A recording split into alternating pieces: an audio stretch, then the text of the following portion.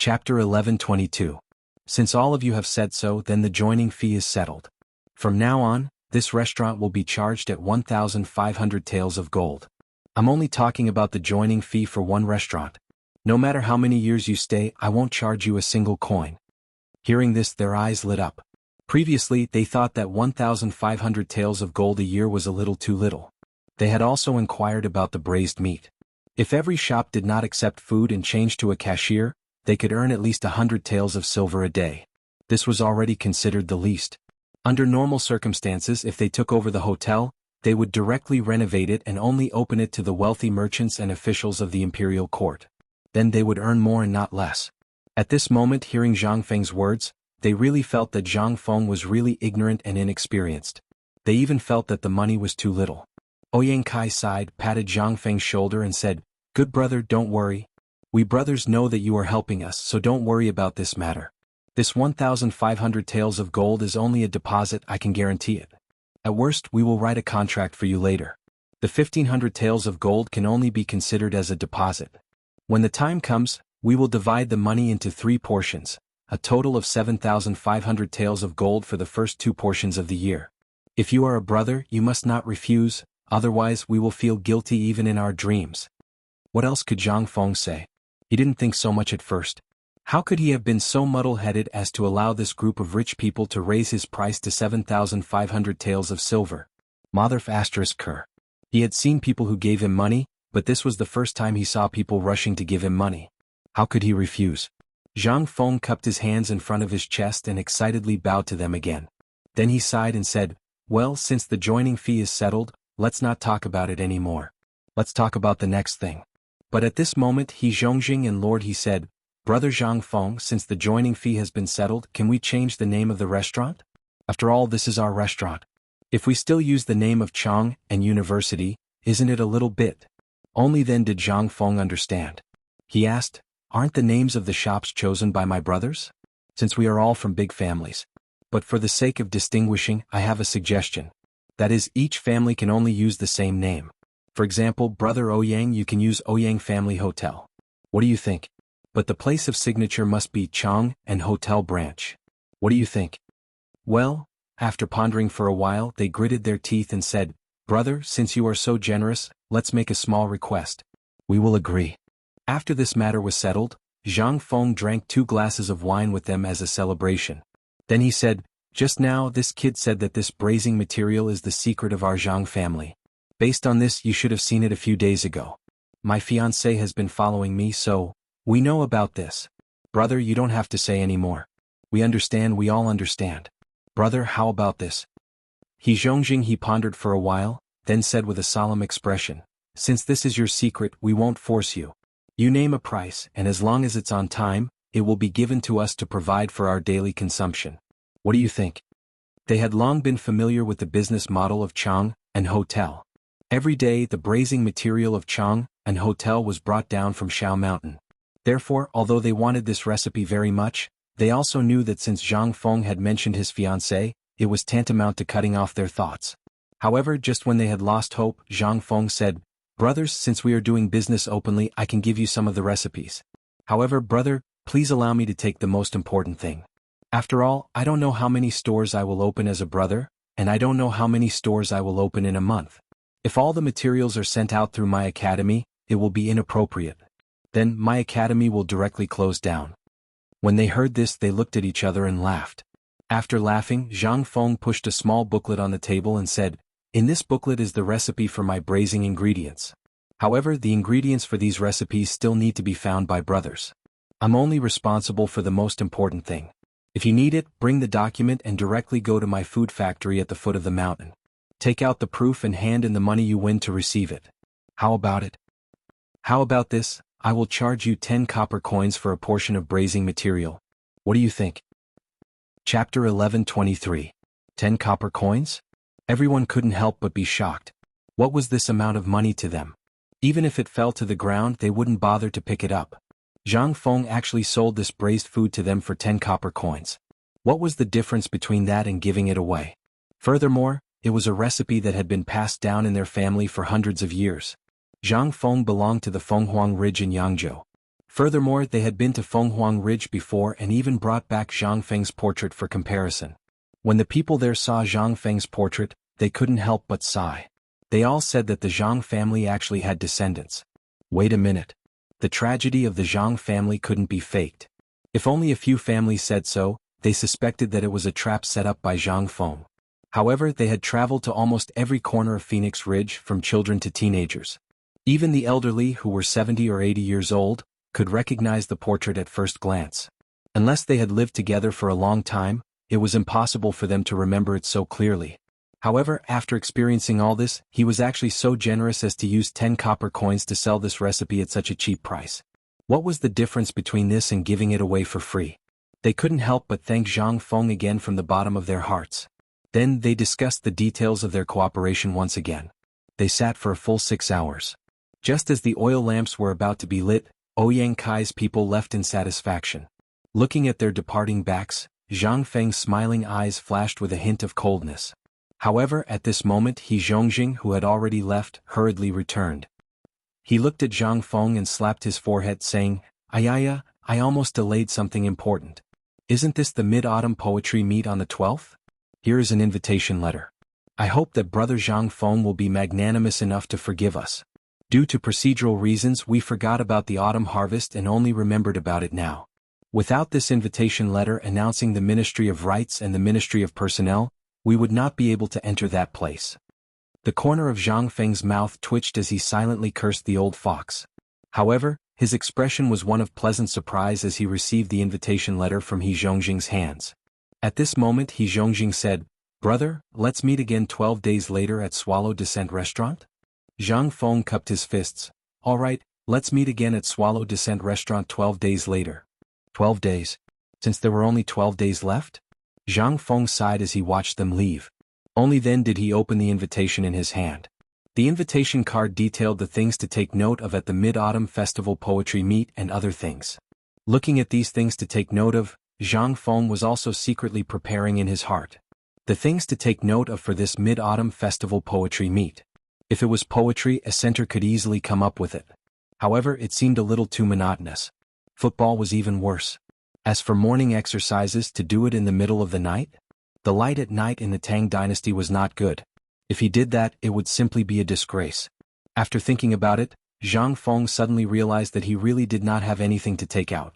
He could not help but search for some images of him participating in such activities in the future. One by one they flashed through his mind. Then, according to the current situation, Michael Jackson suddenly froze in Zhang Feng's mind. The father of street dance.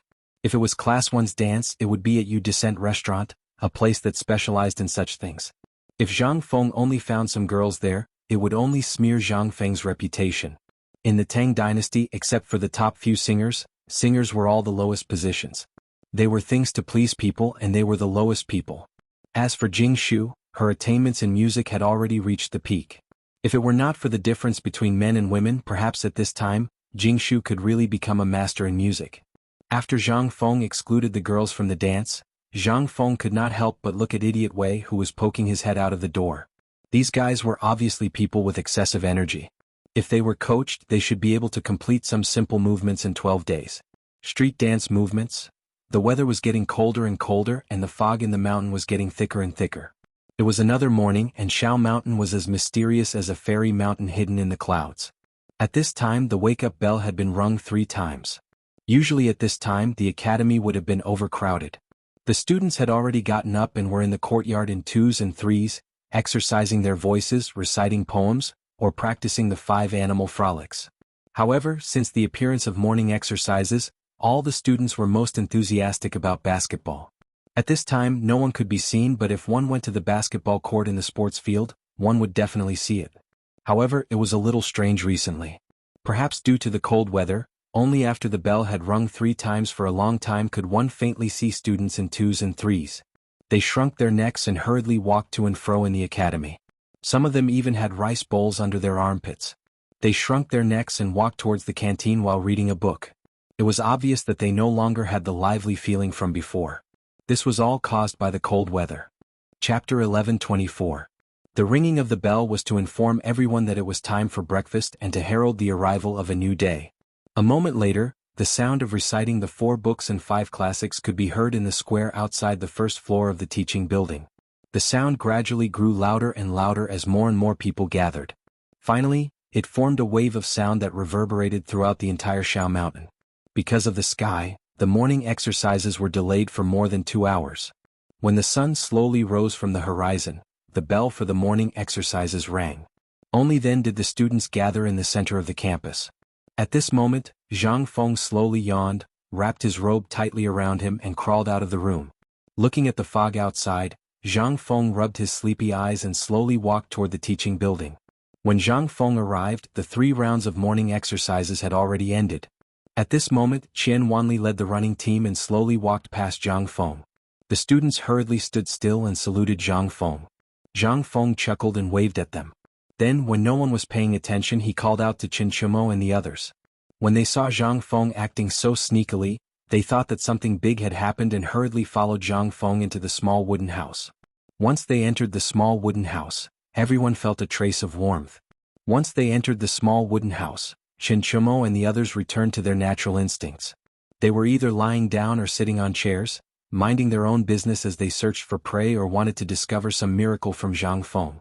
Zhang Feng glanced at everyone, then stared at Li Qingqian and said, "There are still 11 days until the Mid-Autumn Poetry Meet, right?" Li Qingqian didn't know what Zhang Feng wanted to say, but he still nodded. Yes, there are still 11 days. Therefore, during this period of time, we will also be diligently practicing basketball, football, and morning exercises. When the time comes, I believe that with these 3 things, the fame of White Deer College will definitely spread throughout the world. Is there even a need to say that? With the few of us taking action, it will be hard for us not to become famous. When I think about those little girls in Swallow Descent restaurant, no, those girls' screams, I'm really excited. Seeing Qing Chumo's wretched smile, Zhang Feng was speechless and scolded, "Get lost, can't you think of something else? Women, women, women all day. Sooner or later you will die on a woman's belly." Qin Chumo just smiled and didn't answer. Zhang Feng was so angry that he didn't want to talk about it anymore. He waved his hand and said, "Okay, let's not talk about this anymore. I have a plan here.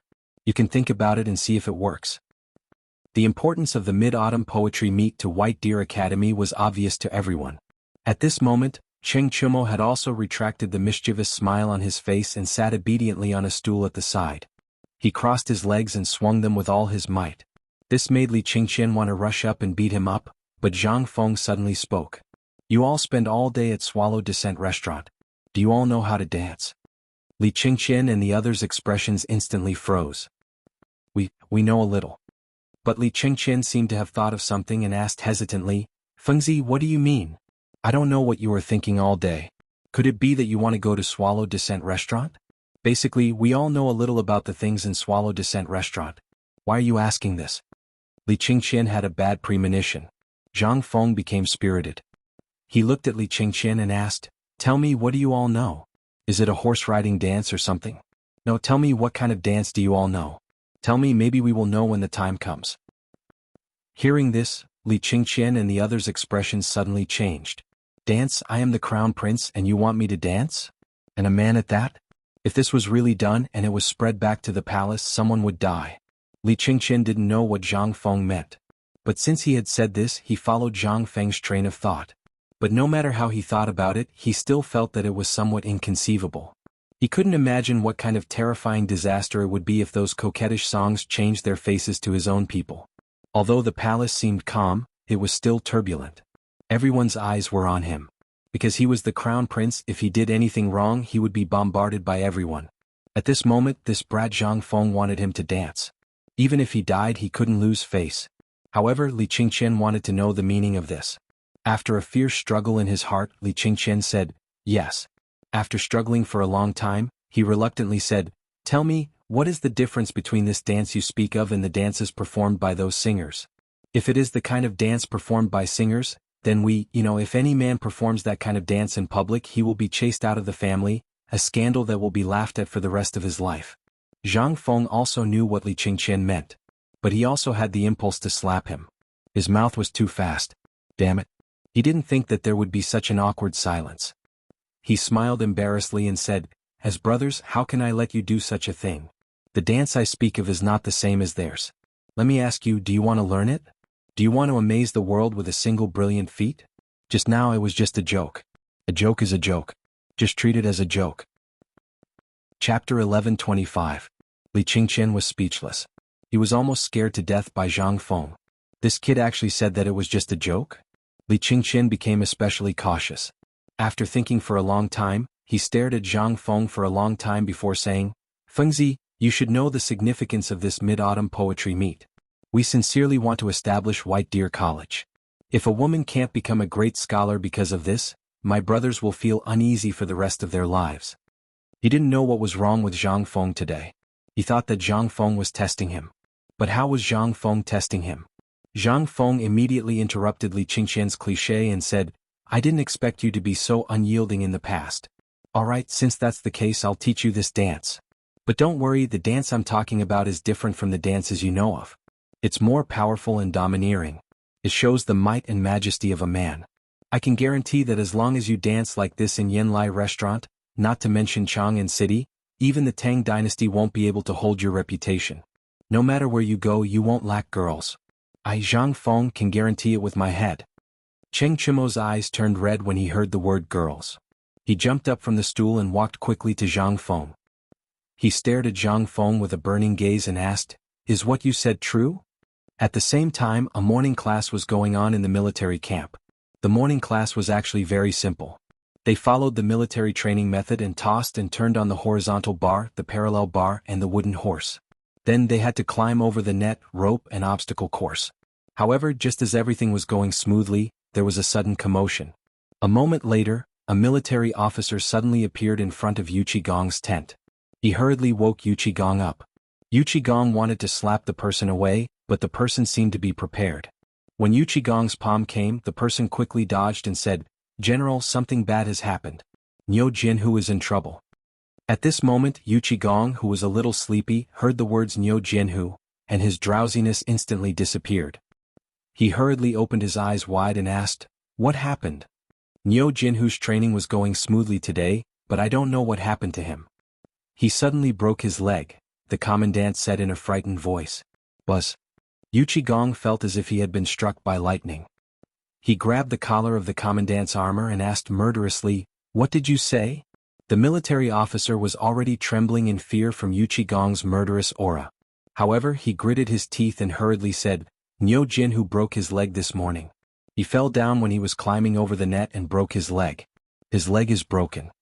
With a bang, Yu Qigong could no longer hold on to the commandant. He loosened his grip and the commandant fell to the ground. Then he hurriedly scrambled out of the tent. Yu Qigong was no longer in the mood to sleep. He sat on the chair in a daze for a moment and murmured, "How is that possible? That kid broke his leg?" Yu Qigong suddenly thought of something and his expression changed drastically. He hurriedly shouted, "Men, hurry up and bring that kid Niu Jinhu here." Niu Jinhu was his good brother's only son. He was like the apple of his eye. Now that something had happened to him in his camp, then, he really didn't know how to explain it to Niu Jinda. If it had been anything else, he could have just recuperated. However, a broken leg and a broken arm meant that he would have to live with crutches for the rest of his life. If he wanted to join the army, it would be impossible.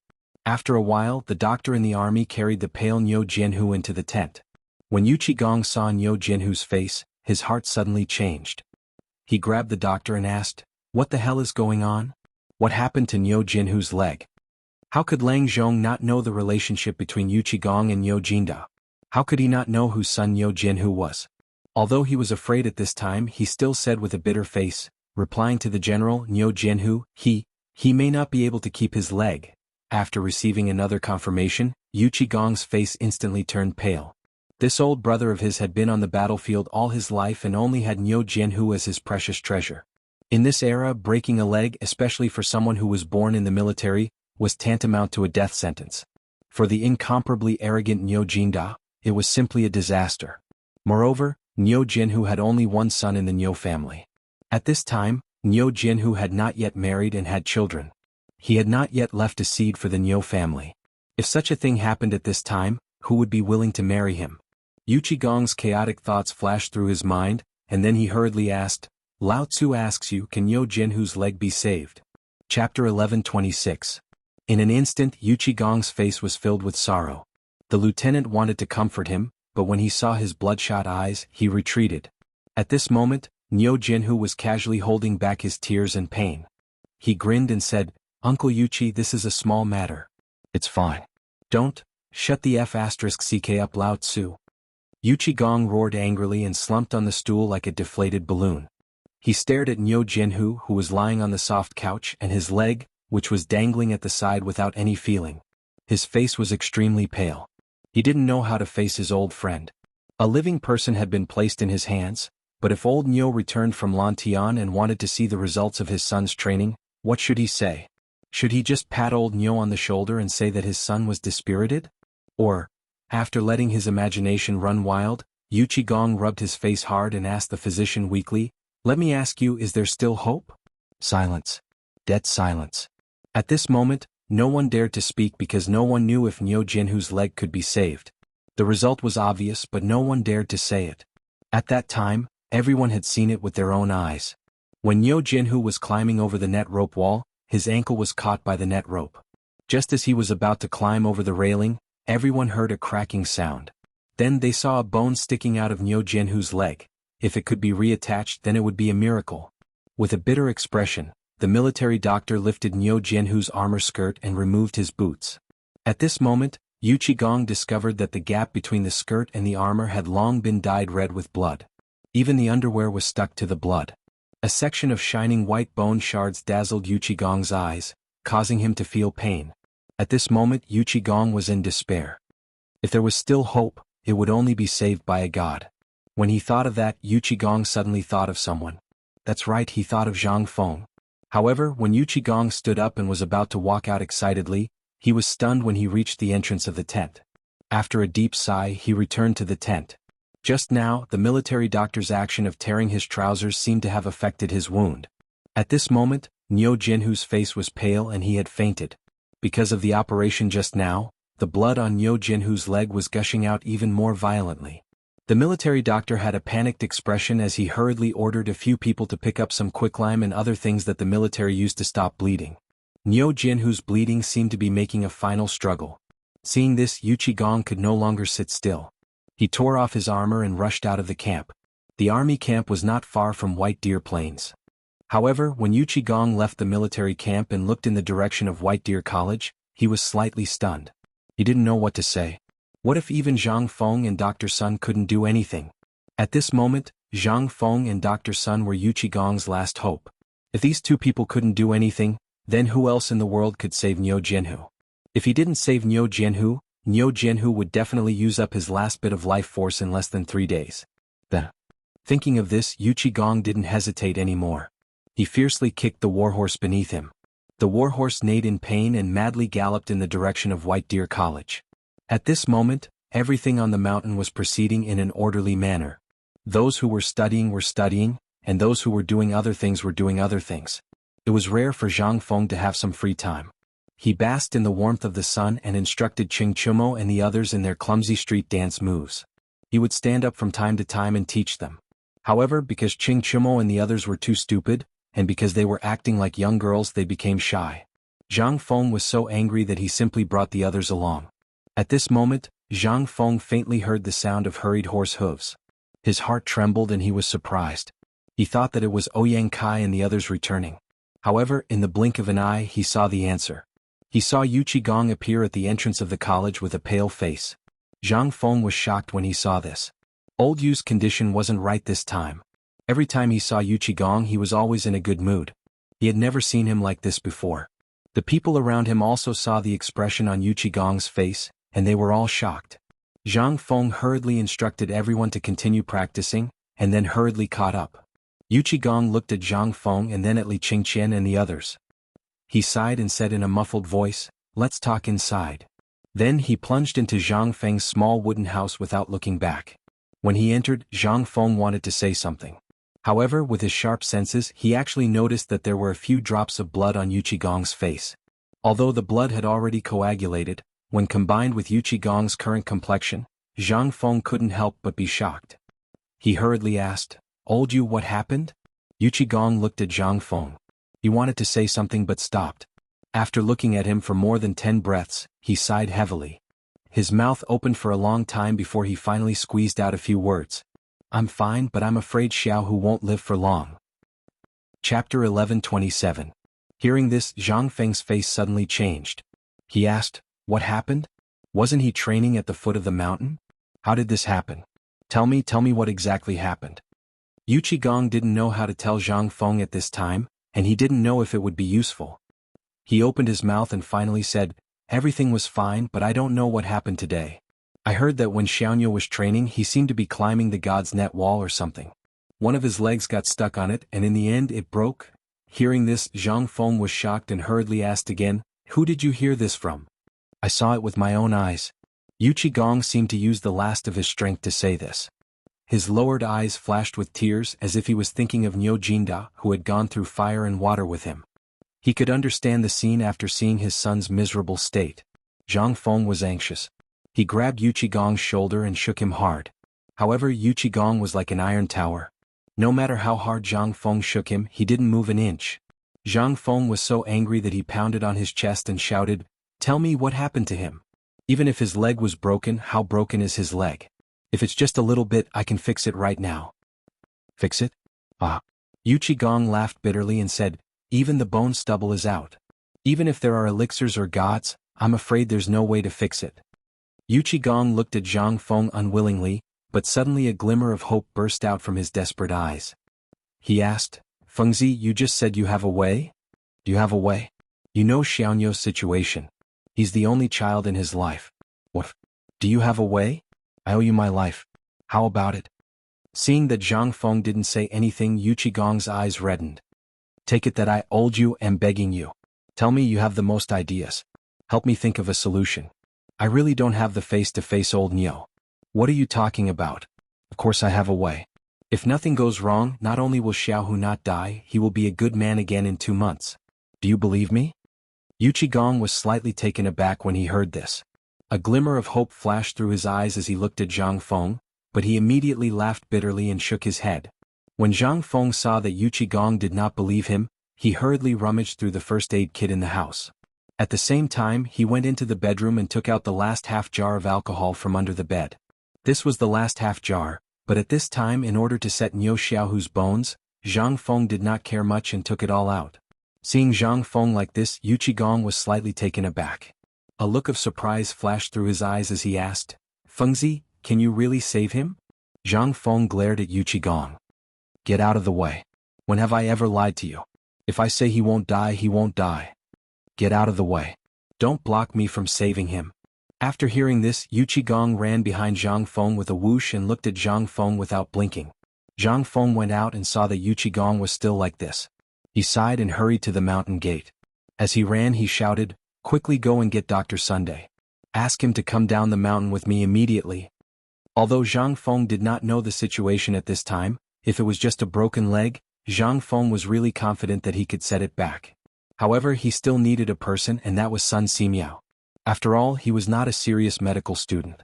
He could still perform surgery, but he had to see how serious the injury was first before he could make a decision.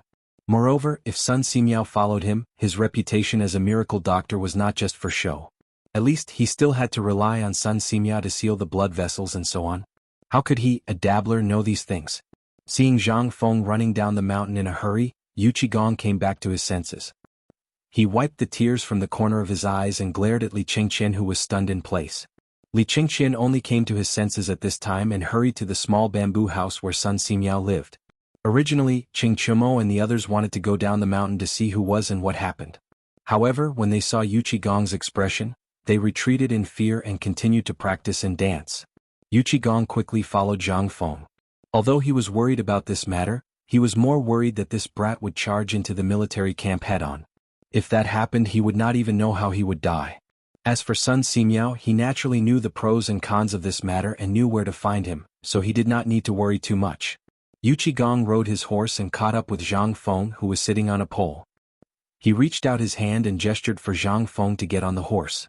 However, Zhang Feng glared back, but he also knew that this was the time to save people, so he could not care less. Yu Qigong practically lifted him onto the horse's back, and then he heard Yu Qigong say, "Hold on tight." In the next moment, Zhang Feng truly felt the effects of a 100-meter catapult jump. Chapter 11:28. Xiao Mountain was about an hour away from the barracks.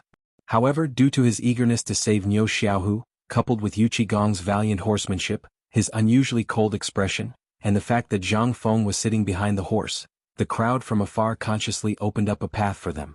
Soon the two of them arrived at the barracks. Zhang Feng entered the barracks under Yu Qigong's roar and saw the dying Niu Xiaohu. At this moment, Niu Xiaohu's face was as pale as paper. This was obviously a sign of excessive blood loss. Zheng Feng looked at Niu Jianhu speechlessly. Then he looked at the doctor who was using quicklime to stop Niu Jianhu's bleeding. He asked, "Is there anything to replenish blood here?" From the perspective of traditional Chinese medicine, he was a military doctor. Even Yu Qigong had to treat him politely in the army. When he saw a young man approaching, he wanted to scold him, but when he saw that it was Yu Qigong standing beside him, he answered honestly, "Yes, there is." Without waiting for Zhang Feng to speak, Yu Qigong roared, "Since there is, why don't you go and prepare it?" What could the doctor say? He hurriedly ordered two of his disciples to prepare the herbs to replenish the blood. The doctor felt a little strange. Why was General Yu Qi so polite in front of this young man? However, he also knew that this was not the time to ask. He could not ask. If he angered this fiend, it would be a different matter whether he could leave this place alive today. After Zhang Feng asked the doctor to leave, he took out alcohol from the first aid kit and a disinfectant bowl. He poured some alcohol into the bowl and soaked the dagger that Shiva had given him in it. Then he took out a pair of scissors and asked for a lighter. With a bang, he lit the alcohol and carefully baked the scissors in the alcohol. Only then did he carefully cut all the cloth on Niu Jianhu's broken leg.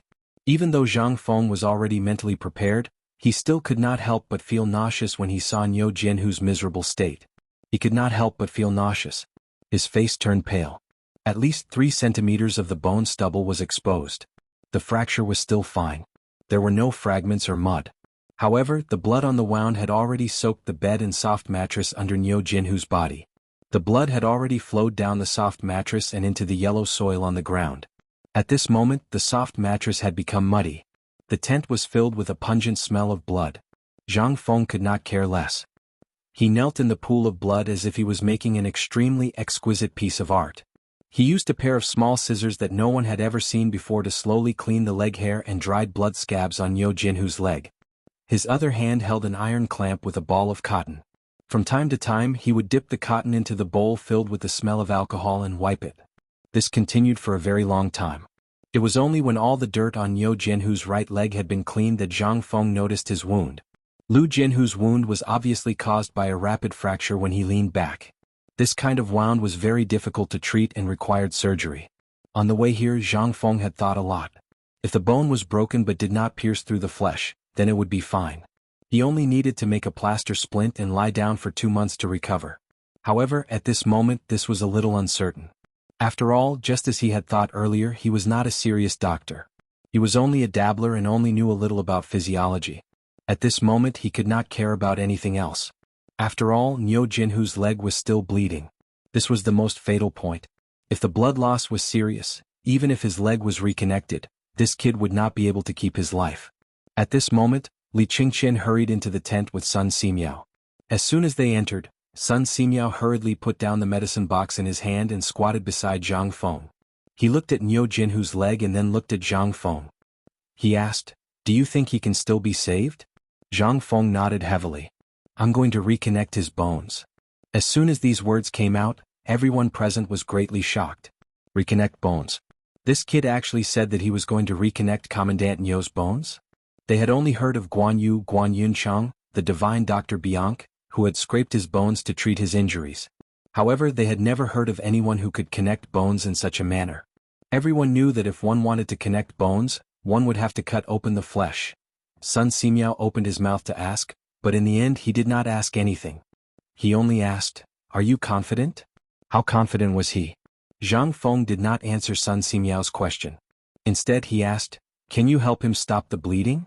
If it continues to flow like this, even if his leg is reconnected, he may very well die from excessive blood loss." Sun Simiao pondered for a moment. He seemed to recall the book that Zhang Feng had given him. There was indeed such a record in it. He did not waste any time. Imitating Zhang Feng, he took out a large handful of silver needles and stuffed them into Zhang Feng's bowl of alcohol that was still emitting flames. He skillfully inserted needles all over Niu Jianhu's body. After a moment, a perfectly fine person's body exploded like a hedgehog. Niu Jinhu also seemed to be in pain. Although he was unconscious, he still let out painful groans. Chapter 11:29. When the last of the 99 silver needles entered Niu Jinhu's body, the wound on his right leg stopped bleeding. However, the moment the blood stopped flowing, Niu Jinhu's calf swelled up. Zhang Feng frowned slightly. As long as the wound didn't bleed, it would swell up a little. It was better than dying from blood loss. Using alcohol to clean Niu Jinhu's wound was troublesome. Alcohol was irritating to begin with.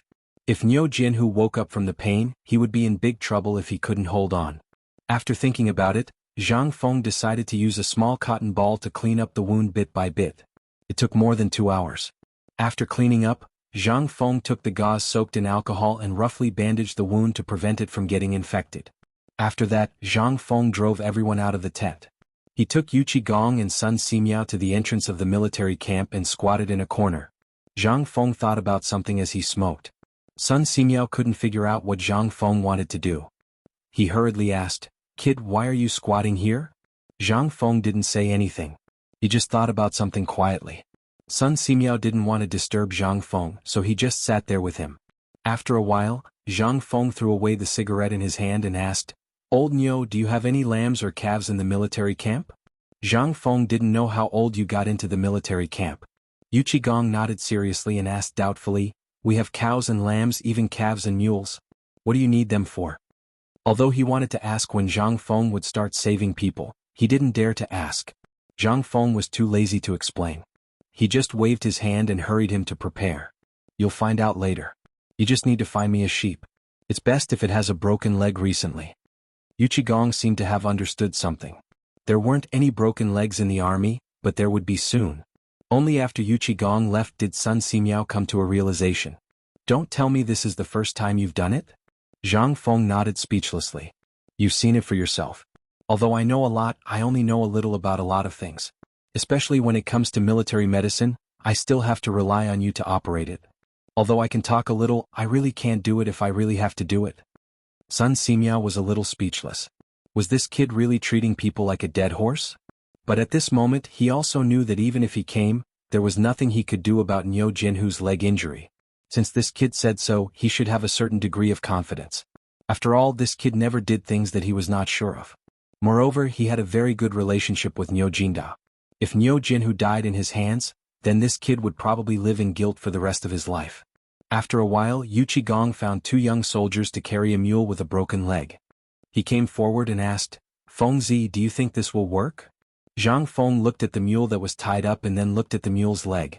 How could he not understand that this kid had just broken the leg? However, this was not the time to blame Yuqi Gong. Moreover, the Tang Dynasty had always been tough. If a mule could be exchanged for a person's life, then there probably wouldn't be a mule or even a donkey in the Tang Dynasty. After everything was ready, Zhang Feng tore off a few threads that were thinner than hair from the gauze. However, after tugging he couldn't be stubborn. Zhang Feng instantly became distressed. He was so anxious that he scratched his head. However, in the next moment, Zhao Feng saw that Yuqi Gong's hair couldn't be washed. He couldn't help but have an idea. "Old you? What? Can I see a few strands of your hair?" Yuqi Gong didn't know what this kid was up to, but he still pulled off a small handful of hair from his head and handed it to Zhang Feng. He opened his mouth and wanted to ask something, but he sighed heavily and quickly left without looking back. After he left, Zhang Feng found himself in a difficult situation. He originally wanted the 2 soldiers to move the mule to another place, but now it was just him and Sun Simiao. They had to drag the mule with a broken leg to a secluded place. Using the same method, they shaved off all the hair on the mule's leg and disinfected it with alcohol.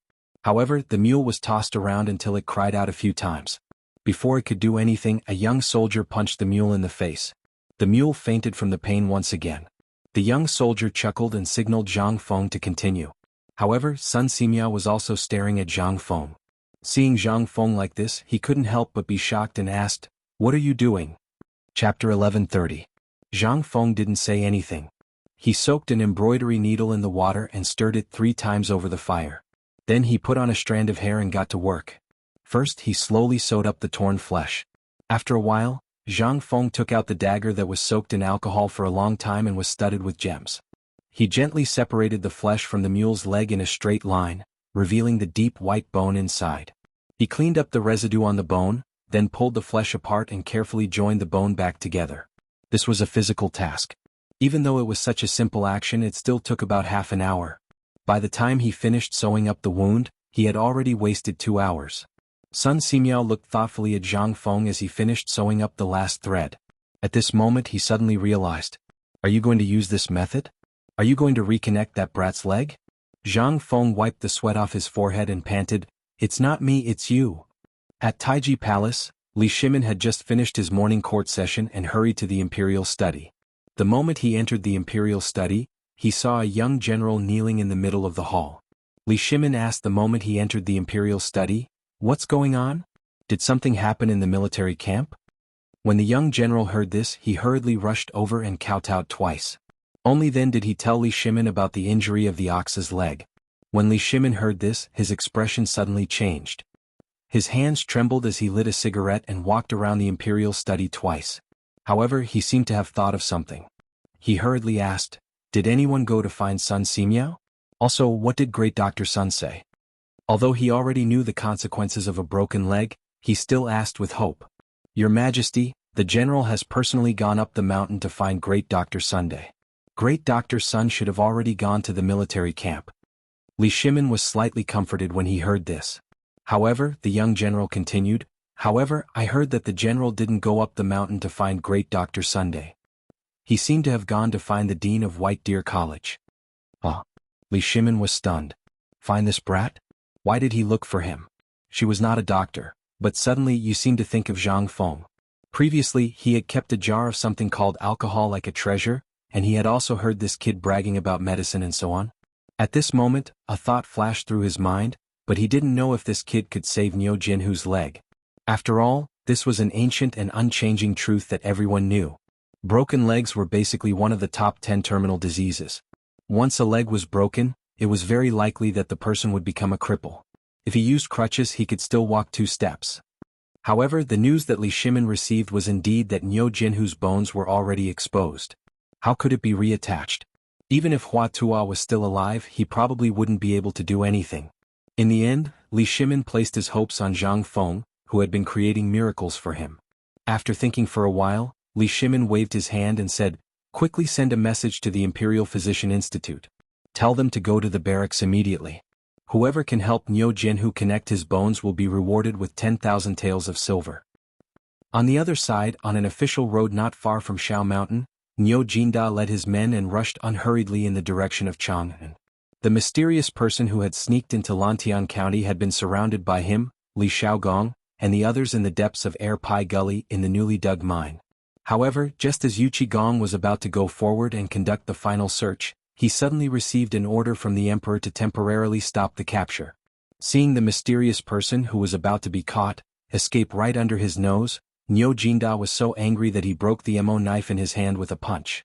He sighed and left angrily. He wasn't angry at the emperor's secret order. It was because no one had caught the mysterious person, and the person had actually escaped right under his nose. This was a disgrace to him, but he couldn't do anything about the emperor's order. At this time, when he thought of the mysterious person, Niu Jinda was itching with hatred. If he were to find out who the mysterious person was in the future, he would definitely take revenge. Then he would definitely take revenge 10 times over. Thinking to this point, Niu Jinda couldn't help but take out the Mitsubishi military knife and wave it around in his hand. Then he laughed and hid it in his bosom again like a treasure. Although he didn't get the person this time. But to be able to get the 203 rhombus bayonets from Zhang Feng, this was the biggest gain for Niu Jinda. At this time, the sound of hurried horse hooves on the official road made Niu Jinda and the others quickly alert. Everyone gave way to the main road and stood on the side without moving. After waiting quietly for a moment, a jujube red horse hurriedly stopped beside Niu Jinda. Niu Jinda couldn't be more familiar with the general on the jujube red horse and the insignia on his military uniform. At this time, Niu Jinda's eyes slightly narrowed. That little soldier didn't hesitate and dismounted to salute. After he finished, he said, General Niu, this little one is under the order of General Yuchi to ask General Niu to quickly return to the camp. Hearing this, Niu Jinda frowned slightly and said, Did something happen in the army? If it wasn't something that even Yu Qigong couldn't handle, why would Yu Qigong be in such a hurry to ask him to return? Hearing this, that person instantly didn't know what to say. He didn't know if he would still be alive after saying that his son's leg was broken. But after weighing the pros and cons, he still gritted his teeth and hurriedly said, Nyo Jinhu Yu Wei encountered an accident during training and broke his right leg.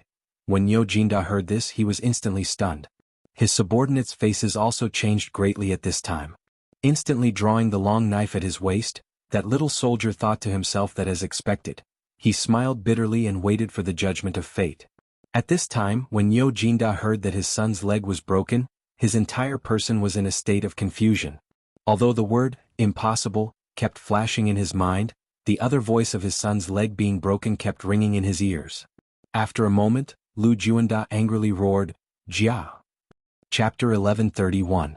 With his angry roar, the horse he was sitting on instantly felt the pain. Like an arrow leaving the bow, it quickly galloped in the direction of Shao Mountain. Nyo Jinhu was his only son, his only precious son. He was already 46 years old this year, and because of years of war and some other factors, he was only pregnant with Nyo Jinhu at the age of 37. Nyo Jinda was so excited that he didn't close his eyes for 3 days and 3 nights. He told everyone he met that he had a son. Thinking of the excitement at that time, Nyo Jinda couldn't help but cry. It was as if the scenes of the past had just happened yesterday. Impossible. My son was born smart. How could such a disaster happen to him? I've been honest all my life. I've never done anything heartless. Impossible, impossible. What? Why is it my son Jinhu? Why not someone else? Nyo Jinda roared again and again as he ran madly to the military camp. At this time, the news that Nyo Jinhu had broken his leg was quietly spreading in Chang'an City. After Cheng Chumo and the others finished today's dance training and all the other training, they hurriedly stayed at the academy during the meal break. Only then did they learn of this matter. After learning of this matter, they were stunned for a long time. Then they rushed to the military camp without delay. It was hard for them to imagine how Nyo Jinhu had survived. They originally thought that someone in the military had an accident and even made fun of that person for being a coward and needing Fingzi to deal with this kind of thing. However, this person was their brother, so they couldn't sit still anymore. When they arrived at the military camp, except for the commander-in-chief, even Yu Qigong could only squat outside the camp and smoke. The people around him didn't even dare to breathe. Li Qingqian took the lead and jumped off the horse. He hurried to Yu Qigong and asked, Uncle Yu Jinhu, did something really happen to him? Yu Qigong's bloodshot eyes looked at Li Qingqian, and only then did he let out a snort as a response. You've got a definite answer. Li Qingqian and the others couldn't stay calm in an instant. Really, it's all true. How is this possible? It was true. Wasn't this kid still alive and kicking a while ago? Didn't we sneak down the mountain and go to Swallow Descent restaurant together? Why is it suddenly gone? Oh my God, what is going on here? He really couldn't imagine it. He hurriedly pulled the deputy general next to Yu Qigong to the side and asked, Let me ask you, what is going on? The deputy general naturally knew Li Qingqian. After he explained everything in detail, Li Qingqian couldn't help but be speechless. He didn't know what to say. He could only sigh heavily. After weighing the pros and cons, Li Qingqian gritted his teeth and decided to go in and take a look. Yu Qigong had wanted to stop him, but he sighed and ignored him. Cheng Chumo and the others hurriedly followed Li Qingqian into the tent. In the tent, Zhang Feng and Sun Simiao were observing Nyo Jinhu's injured right leg and discussing something in low voices. Hearing someone enter, Zhang Feng subconsciously turned around. When he saw Li Qingqian, he waved at him and said, You've come at the right time. Little Tiger needs blood urgently. I need a few things. Go find them for me immediately. I want to give Little Tiger a blood transfusion. A blood transfusion? Li Qingqian and the others were unfamiliar with this term. They all knew what it was. At this moment there was a commotion outside the door. Zhang Feng seemed to be afraid of disturbing Nyo Jinhu. When he went out, he saw Yu Baolin kneeling in front of the tent with red eyes, carrying 3 people in uniform. When he saw Zhang Feng, Yu Baolin looked at Zhang Feng and said, I just eavesdropped on your conversation. I heard that you want to give Little Tiger a blood transfusion? Do you think these 3 people are enough? If not, we still have a lot more. How many do you want? When he saw Zhang Feng hesitate, Yu Baolin gritted his teeth and said, If it really doesn't work, we can use my blood. Little Tiger saved my life before anyway. I'll just treat it as paying him back with my life. Zhang Feng couldn't help but admire Yu Baolin. He couldn't help but give Yu Baolin a thumbs up. What a good man. This was a true brother. When Zhang Feng heard this, he gave a rough explanation of blood transfusions, blood types, and so on. Then he saw a large hand slap the back of Yuchi Baolin's neck. Lao Tzu isn't dead yet.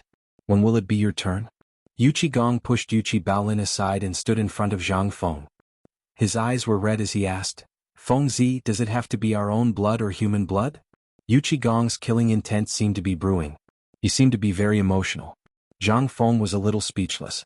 He sighed and said, Yes, old you. As long as it's human blood and the blood type is suitable, it won't be a problem. The key is matching the blood type. Before Zhang Feng could finish, Yuchi Gong roared angrily. In an instant, a dozen Turks who had been tied up with ropes were brought forward. Yuchi Gong reprimanded them. Look at these guys. Can't they do it? Zhang Feng was a little speechless. He quickly said, I'm not sure either. We'll have to do a blood test first. Then do a blood test. How do we do it? Do we kill them first? Chapter 1132. A blood test could be said to be simple, but it could also be said to be difficult. In the future, a blood test was the simplest thing to do. It only needed a piece of test paper, a straw, and a needle to solve the problem. But where was this? This was the Tang Dynasty. Everything had to be made by himself. Just now he was talking to Sun Simiao about this. The glass was easy to make. Zhang Feng took off the sunglasses he carried with him, but the remaining things were difficult. Zhang Feng thought for a long time before he finally found something that could be used for the blood type test. Zhang Feng did not have time to think about these things at this time. He picked up a sterilized dagger and cut the fingers of the Turks one by one. He squeezed out a drop of blood and dripped it on the self-made test paper. Then he put it on a large copper tray. Under the tray was a tray of warm water. At this time, the wet paper on the snow was rippling with the water. Zhang Feng's eyes were fixed on the test paper. The mark was very simple. It was 5 red lines, but they were arranged horizontally in an order. It took Zhang Feng a lot of effort to remember the sequence. He didn't know whether or not he had used a red card. He could only pray to the heavens in his heart. But fortunately, Lu Jianhu was a blood player. There wasn't a lot of facts. He just needed to prepare the blood needed for the surgery. As for what happened after, this kid's body was strong and should be able to survive. After all, this was all he could do. He was a little doubtful and missed the medical equipment of the future. If he had a set of equipment in the Tang Dynasty, or if he could activate his golden finger, how good would it be? If he encountered such a thing again, he would not have to worry so much, but it was useless to think too much. The most important thing at this time was to quickly think of a way to solve the blood problem. After testing 3 people in a row and still failing, Zhang Feng could not help but feel a little discouraged and anxious. Suddenly, Zhang Feng seemed to have thought of something. In ancient times, there was no scientific basis for the blood test. However, it seemed to have seen a video explanation on Bilibili. Although there was no scientific basis for this method, it could still test the simplest kind of matching or similar blood type experiment. He could not help but feel happy. He hurriedly followed a small bowl of water into the tent. He carefully pricked a drop of blood on Yo Jinhu's finger and dripped it into the bowl. Then he drilled out of the tent again. After repeating this process 9 times, he finally found 3 people with matching blood types among the 9 slaves. Now that the blood problem was finally solved, Yuchi Gong wanted to say something but hesitated. But after thinking about it, he held himself back. In the end, Yuchi Gong couldn't help but ask with a guilty conscience, "This is a matter of life and death. Are you sure you can do that?" Zhang Feng carefully searched his mind for knowledge in this area. After confirming that there was no mistake, he said, "Don't worry, we are all brothers. I will do my best." Yuchi Gong heard this and sighed heavily. "Just do it. No matter what kind of psychological pressure you have, even if you can't save him, I believe old Nyo won't say anything." Zhang Feng's eyes reddened as he glared at Yuchi Gong. "Who the hell said I can't do it? If you are a man, you can't say you can't do it." As he spoke, Zhang Feng blocked everyone outside and went into the tent alone. At this time, Nyo Juanda rushed into the tent. As soon as he entered the military camp, Nyo Jinda saw the people outside the tent. His heart could not help but thump. He felt dizzy and fell off the horse's back. Everyone was so frightened that they hurried over and helped Nyo Jinda up. After Nyo Jinda woke up a little, he grabbed Yuchi Gong's hand and asked in a trembling voice, "Brother, my family's who? Don't worry, old Nyo. With Feng Zi here it should be fine. You know this kid, he has a lot of ideas." When Nyo Jinda heard this, he laughed bitterly and did not say anything. He did not want to put pressure on Zhang Feng, but he also wanted to protect his son. However, he also knew the meaning behind Yuchi Gong's words. He could only drag his heavy steps to the side and squat on the ground. He stared blankly into the distance. No one knew what he was thinking. Chapter 1133. At this time Zhang Feng, who had been silent for a long time, suddenly lifted the curtain of the tent. He shouted to the outside, "Bring in the 3 people who were marked just now." Hearing this, everyone could not help but be happy. Niu Jinda was still squatting there like a wooden sculpture, pretending that he did not hear anything. After being in the army for so many years, he had also encountered such things. Every time he met those soldiers, the final outcome was extremely miserable. Even now, he could still clearly remember the horrible scene before those people died. He did not expect that it would happen to his son at this time. Niu Jinda did not know if this was retribution or something else. Gong looked at Niu Jinda and sighed heavily, but he did not say anything. At this time, Zhang Feng looked at the 3 tied-up Turks being brought into the tent and kneeling in front of Zhang Feng. Although they did not know what Zhang Feng's people were talking about, their intuition told them that it was definitely not something good. They desperately shrank back and struggled. Even when several burly men grabbed their hands and brought them in front of Zhang Feng, the 3 people were still trembling with fear. At this time, Zhang Feng suddenly felt like he was a person from Sakura Island. After stepping on the blood from their hands again to confirm the blood type, Zhang Feng ordered several burly men to wash the arms of the 3 people well. He did not know whether these Turks were born like this or what. Their hands were full of greasy stains as if they had been soaked in mud. Zhang Feng did not want Niu Xiaohu to die of a bacterial infection. The 3 Turks were washed clean. At this time, except for a piece of cloth, their bodies were as red as cooked shrimps. Obviously, the bath just now was very uncomfortable. Although the 3 of them were blindfolded, their instincts made them struggle desperately. Under the efforts of several burly men, they were forced into the tent. The 3 of them were still forced into the tent. On the soft mattress, Zhang Feng used a bamboo pole, the urine bladder he obtained from the mule, and the intestines of a carp. There were also 2 hollow fish bones. The hollow fish bones were connected to the 2 ends of the fish intestines. One end was above the mule's urine, hanging high on a frame, and the other end was dripping with a drop of alcohol. After several burly men knocked the 3 Turks unconscious and fixed them on the frame, Zhang Feng's guilt made him say, "Amitba," several times in his heart. Just like the Imperial Army, he suddenly felt that in order to be a good brother, Zhang Feng forcibly brainwashed himself. This was the Tang Dynasty, this was the Tang Dynasty. Gritting his teeth, Zhang Feng rubbed the alcohol on the shoulder of a Turk, and then stabbed the fish bone fiercely. In Zhang Feng's worry, the black blood slowly flowed into the mule's urine. Seeing this, Zhang Feng's face lit up. He hurriedly took out another tube which was connected to the hollow fish bones and the fish intestines from the alcohol basin, and pierced it into the urine. After the blood slowly flowed out from the other end of the tube, Zhang Feng carefully inserted the fish bone into Niu Jinhu's artery. After carefully observing for a moment and seeing that the blood was slowly and orderly entering Niu Jinhu's body, Zhang Feng let out a long sigh of relief. However, at this time, Zhang Feng didn't dare to relax. After all, he had never tried this method before, especially when he wasn't sure if the blood type really matched. He waited for another half an hour. Niu Jinhu's originally weak breath slowly changed, gradually becoming longer. His chest also slowly regained a trace of vitality, rising and falling rhythmically. His slightly purple lips also began to have a touch of blood. Only then did Zhang Feng heave a sigh of relief. He quietly walked to the door and waved his hand at Sun Simiao. Sun Simiao hurriedly entered the tent. When he saw this magical scene, he didn't have time to marvel. Zhang Feng hurriedly said, "Let's check his pulse first and see if this method is effective." Sun Simiao didn't dare to delay. He hurriedly put his hand on Niu Jinhu's pulse. When he saw that the pulse was gradually stabilizing, he was relieved. "It's done." This sentence seemed to affirm Zhang Feng's efforts at this time. Zhang Feng sat down on the chair like a deflated balloon. He let out a few long gasps. After hearing Sun Simiao's affirmation, Li Qingqian, who was lying at the door, exclaimed in a low voice, "Xiaohu is alive! Xiaohu is alive!" Hearing this, everyone was pleasantly surprised and cried tears of joy. Gong instinctively glanced at Niu Jinda and sighed heavily. No one knew better than him how his old friend felt at this time. Patting Niu Jinda's shoulder, Gong sighed and said, "Xiaohu is fine." Hearing this, Niu Jinda was stunned.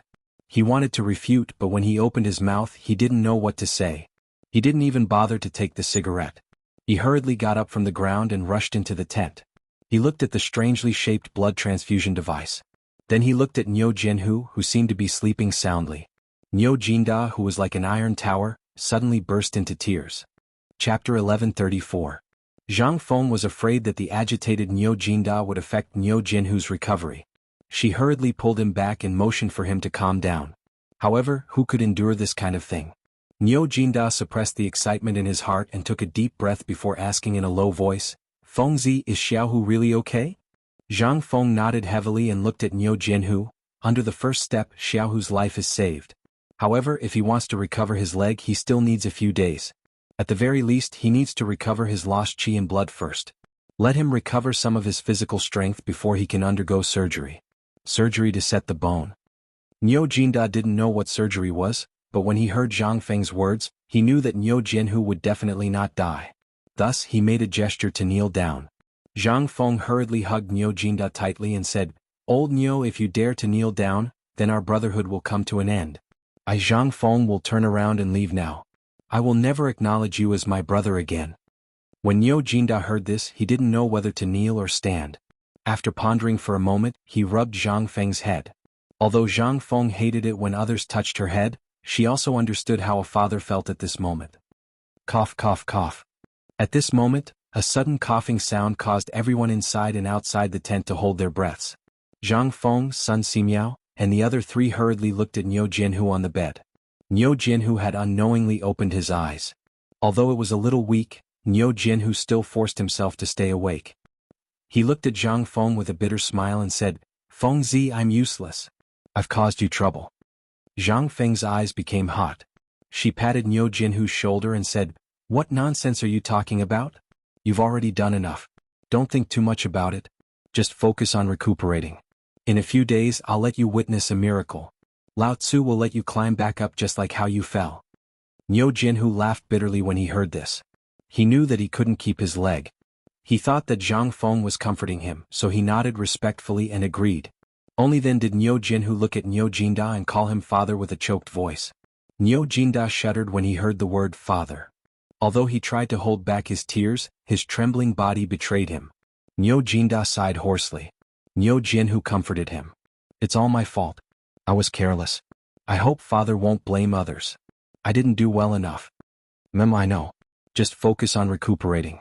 Fengzi said that you'll be able to walk in 2 months. Don't think too much about it. Otherwise, Fengzi will be busy for half a day. Don't cause trouble for lunatic. However, before he could finish, Niu Jinhu fell into a coma again. When he woke up this time, everyone could finally breathe a sigh of relief. When everyone saw that Niu Jinhu had fainted, they wanted to say something. However, Zhang Feng waved his hand, indicating that he was fine and that he had just lost a lot of blood. Then he asked everyone to leave the tent. At that moment, only Zhang Feng, Sun Simiao, the unconscious Turk, and Niu Jinhu were left in the tent. Zhang Feng looked at Niu Jinhu and said, "Elder son, we only have 3 days to prepare. After 3 days, regardless of whether it succeeds or not, this surgery must be done. If we don't do it on his leg, the wound and bones will become infected. When that time comes, we'll have to amputate his leg." Sun Simiao frowned slightly. He wanted to say something, but in the end he didn't say anything. He just faintly agreed. After all, the military camp wasn't a place to stay for long. When Niu Jinhu's condition improved slightly, Zhang Feng made a stretcher and ordered someone to send him back to the academy. After all, there were many things that weren't easy to use in the military camp. For example, there were some materials for experiments and surgery, as well as some anti-inflammatory and disinfectant items. When they were on the mountain, they had prepared a lot of things when they had nothing to do. When they came, they didn't know what was going on, so they just picked up the important things and brought some. As soon as they left the military camp, Zhang Feng looked at Chen Chumo and couldn't help but ask, "Why haven't I seen General Yuchi or General Chen since I came from the military camp? It's been more than 2 hours." Chen Chuming had long known that Zhang Feng would ask this. After all, everyone would ask the same question. How could there be such a person in the military camp? He felt a little helpless, but he looked at his shoulder and asked, "Do you think that if someone went up the mountain to look for you, you would definitely be on the mountain?" This question made Zhang Feng a little surprised. Chen Tinyu was right. According to the usual practice of the Tang Dynasty, Qing Yaojin might not be here at this time because of other things. After all, such a big thing had happened before, so it would be strange if Qing Yaojin could sit still in the military camp. As for Yuchi Gong, Zhang Feng really didn't know. Zhang Feng also wanted to meet the 2 legendary gods of war of the Tang Dynasty. But at this time it seemed that it was not fate. Then he shook his head and went up the mountain in silence.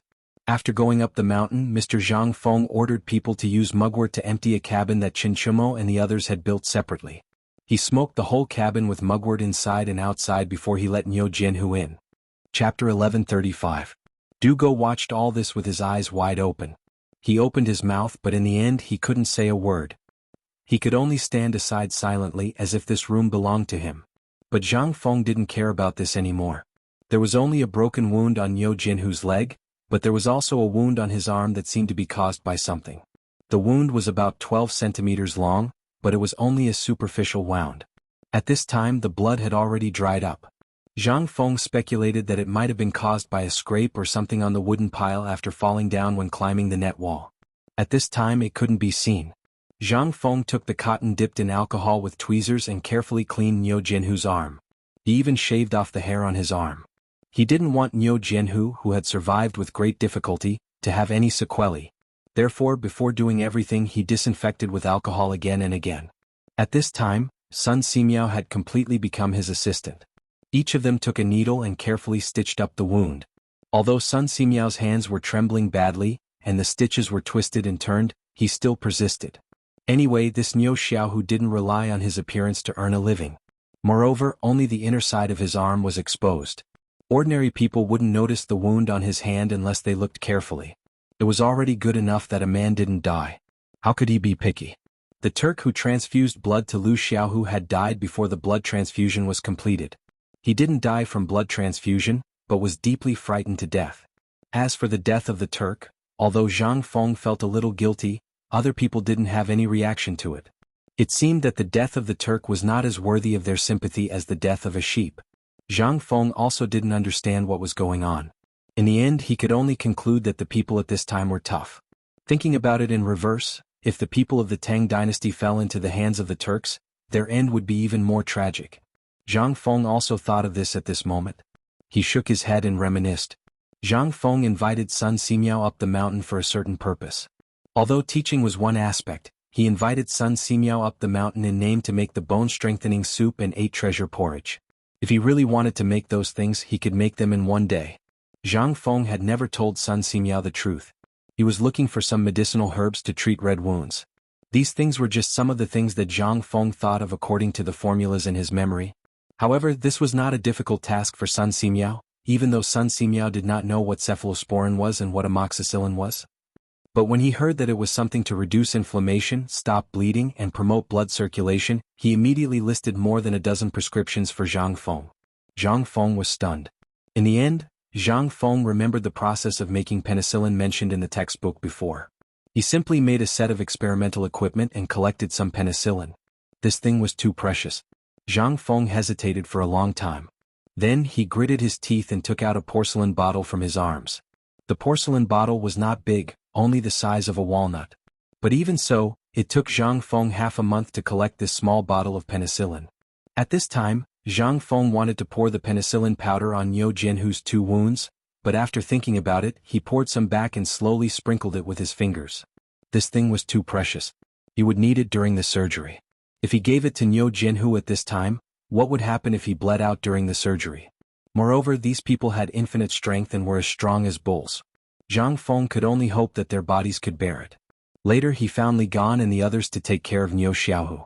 Then he threw the medicine that Sun Simiao brought to them. Sun Simiao also told them how to take the medicine and so on.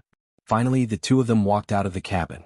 As soon as they walked out, Sun Simiao saw Zhang Feng's dignified face and asked with a smile, "Don't you already know how to perform the surgery? Why do you like it now? And you have a lot on your mind." Zhang Feng shook his head with difficulty. "It's no problem to experiment on animals with this thing, but did you see the mule come back to life later?" When he said this, Sun Simiao could not help but be stunned. It seemed that the mule did not come back to life in the end. Chapter 1136. Sun Simiao didn't understand why Zhang Feng was still thinking about the mule at this time. On second thought, he felt that what Zhang Feng said was not unreasonable. If the mule was already like this, then if it was used on people, although Luozi's leg was broken by someone, and it was broken in 2 or 3 sections, this was not the main point. In the end, it was still connected. The main point was the process of how to connect the bones. This was the main point. Sun Simiao was also a smart person. He didn't need Zhang Feng to explain it in detail. He already knew the knack of it.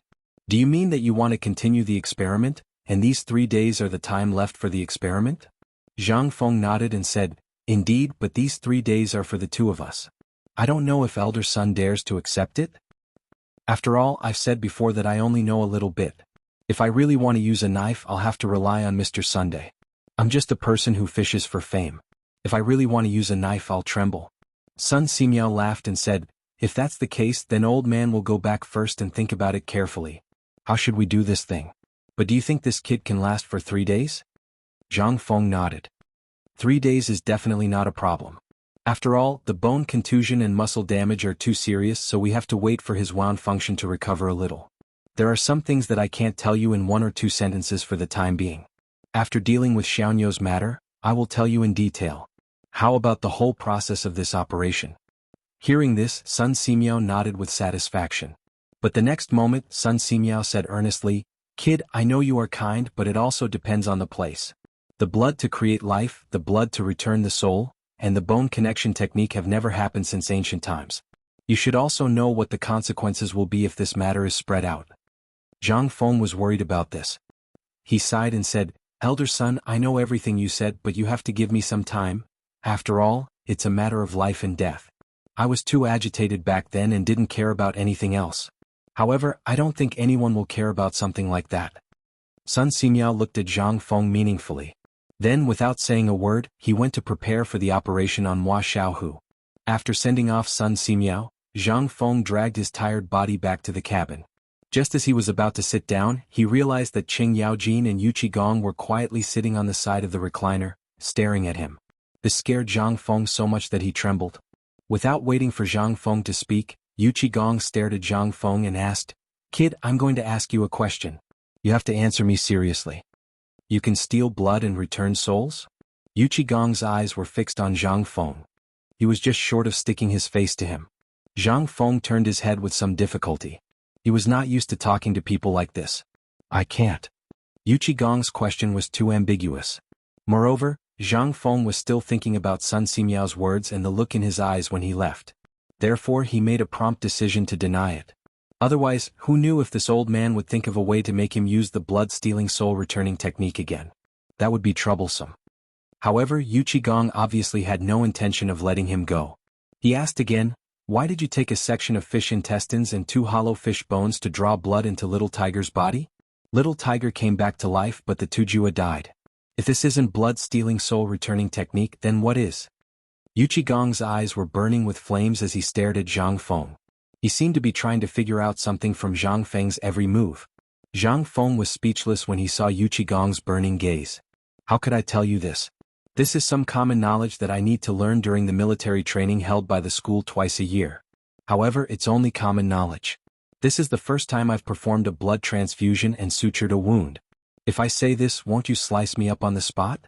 Don't you think you'll cut me up on the spot?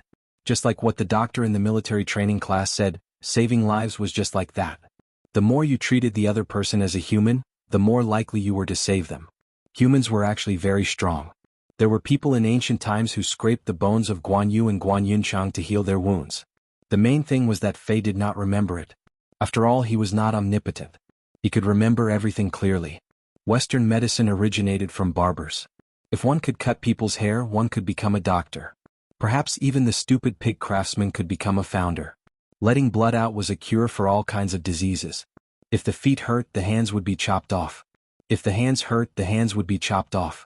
As for headaches, there was no way to treat them. If Lao Tzu knew how to disinfect the brain with alcohol, it was simply a groundbreaking invention. When it came to the latter, wouldn't they worship him like he was their ancestor? Chapter 1137. Just as a madman once said, what's so great about a car? It's just an engine for people and a metal box. How wise is that? Anyway, I heard that his car company is very popular, and I haven't heard of any major problems. Similarly, what is a person? 2 arms and 2 legs at home, a body full of carbohydrates. If you know the cause, you can treat it casually. Didn't you see that the calf came back to life?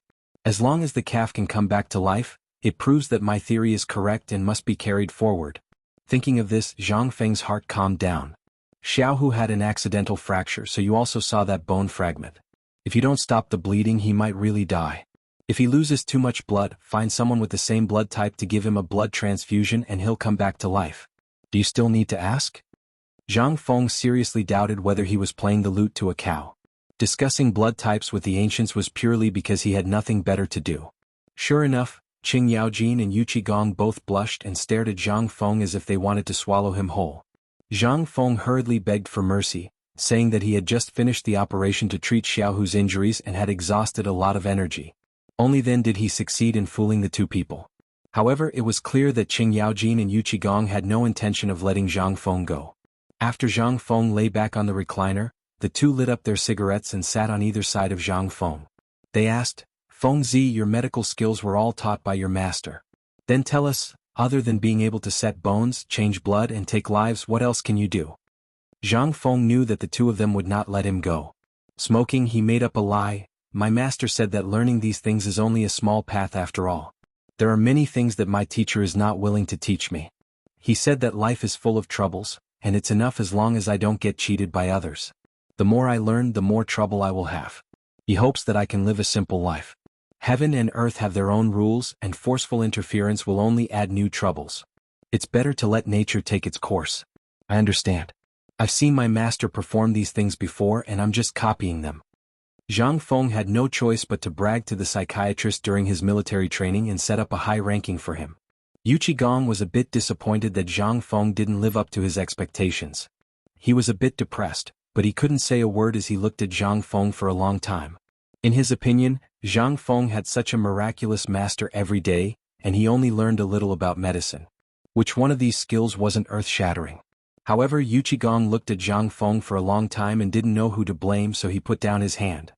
After all, Zhang Feng had already done a good job, and as he said, his master had only taught him for a very short period of time. It was already enough for him to learn so much. Moreover, it was already good enough that he could change the legs and blood of Niu Jian after seeing it a few times. If it was another person, they would probably be scared to death at this time. How would they dare to do such a thing? Qin Yaojin rolled his eyes and said with a laugh, "Feng Zi is so capable. As his older brother, I'll be blessed in the future. If I have any difficulties in the future, I'll look for you. Old Yu, this is Feng Zi's secret. Why do you care where Feng Zi learned it from? A blind cat, a dead cat, a cat that catches mice is a good cat. Don't you understand this principle?"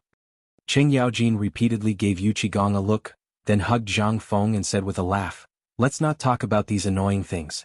Let me show you something good. Old Niu told me to give it to you." Qing Yaojin's mind was more lively. It wasn't that he was careless. If Qing Yaojin was really careless, then you were the real idiot. Which person who could become a duke wasn't a shrewd person? However, compared to Qing Yaojin's simple-mindedness, Yu Qigong was somewhat depressed. He walked out of Zhang Feng's small wooden house and smoked while squatting at the door to study the strange blood transfusion equipment. The equipment was very simple. In fact, it was just a piece of fish intestine, 2 hollow fish bones, and a mule whose leg had just been broken by her. Yu Qigong couldn't help but be deeply shocked. However, at this time, looking at the two laughing and joking around, Yu Qigong couldn't help but smile. When a person became younger, their heart also seemed to become younger. Zhang Feng, who was 34 or 35 years old mentally, and a person who was actually close to 30 years old. However, the strange thing was that Zhang Feng didn't have any real generation gap. Compared to Yu Qigong, Zhang Feng preferred to spend time with Old Qin. Old Qin's thoughts were very simple and he was a very good person. This made Zhang Feng very happy.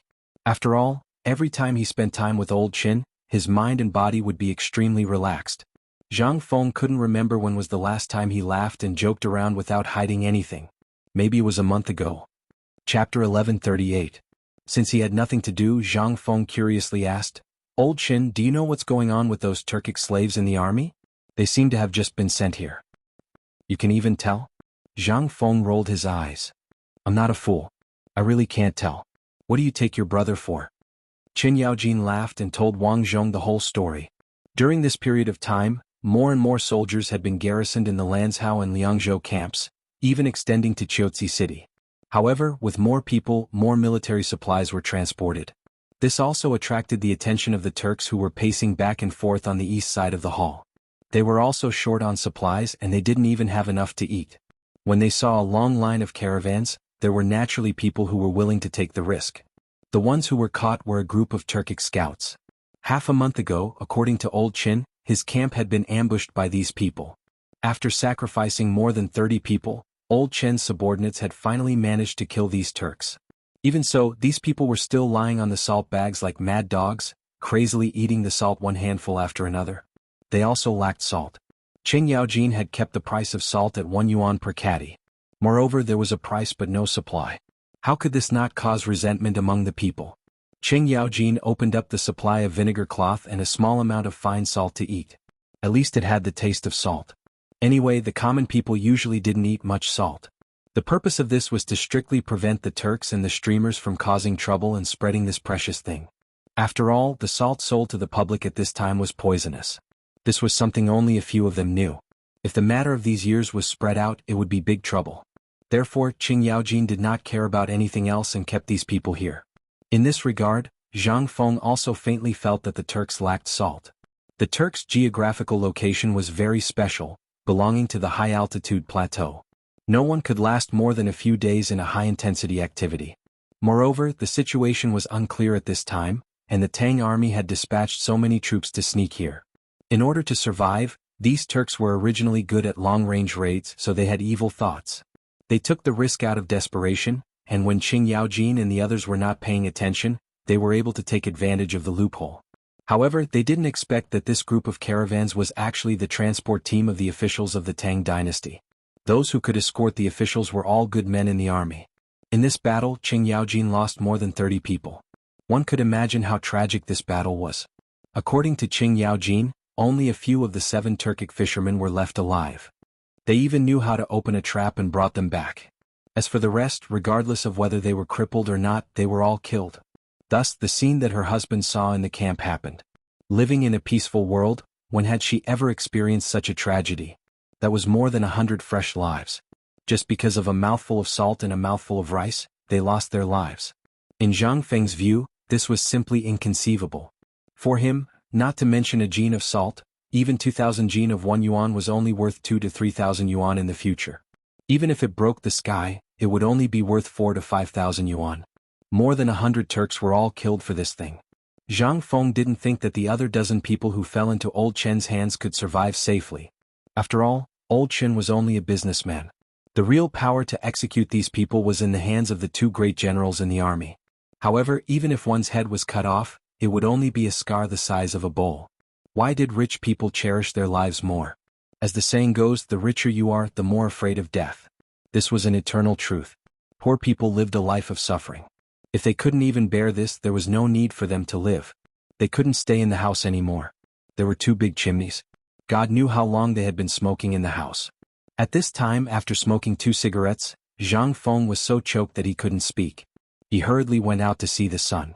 He simply lay on the grass and looked up at the clouds in the sky that came and went in a hurry. Seeing this, Qing Yaojin and Yu Qigong smiled and lay on the grass and looked up at the sky like Zhang Feng. The sky around Xi and in the Tang Dynasty was very pure. There wasn't a trace of pollution. It was as pure as a newborn baby. The sky was so blue that it was a little dark. The clouds in the sky were like a bunch of cotton ready to fight in the air. When the wind blew, the clouds would ripple. Looking at the deep black, there was a sense of vicissitudes of mystery in the dark blue. Unlike in the future, it was extremely rare to see a trace of blue in the sky of Shihan. Not to mention it was also extremely rare to see such a pure blue sky in other places. Chapter 1139. The weather at the beginning of August was very strange. From morning to night it was extremely cold. Especially at night, it was as cold as winter. However, at noon it was very hot. It was even hotter than summer. At this moment, the entire academy was filled with people who were moving construction materials in a hurry. At this time, when he looked around, he saw a group of men with their crotches wrapped in cloth. They were carrying construction materials or wood and running around under the sun. Their bodies were as black ghosts. Zhang Fengyu suddenly had the illusion that he had entered a Japanese military camp. Zhang Feng was a little speechless. He was looking for something in the crowd. However, he suddenly saw Qing Chumo and the others who were carrying food bowls. They were talking and laughing as they walked while removing clothes. His eyelids couldn't help but twitch. These people were also doing the same. This was a disgrace to the educated. Zhang Feng also didn't have the desire to continue looking. He thought that if he really couldn't stand such a crude scene, especially in the academy that he had single-handedly managed, then he, Zhang Feng, would really eat that thing? He found some linen and then found the old village chief. After asking him, he found a few men who knew how to sew in Tong Hui Square. He then went to the sticky candy at the foot of the mountain and found some rubber that was dripping and solidifying. It was the kind of rubber that was thinner than chopsticks. The longer the rubber was boiled, the better its toughness would be.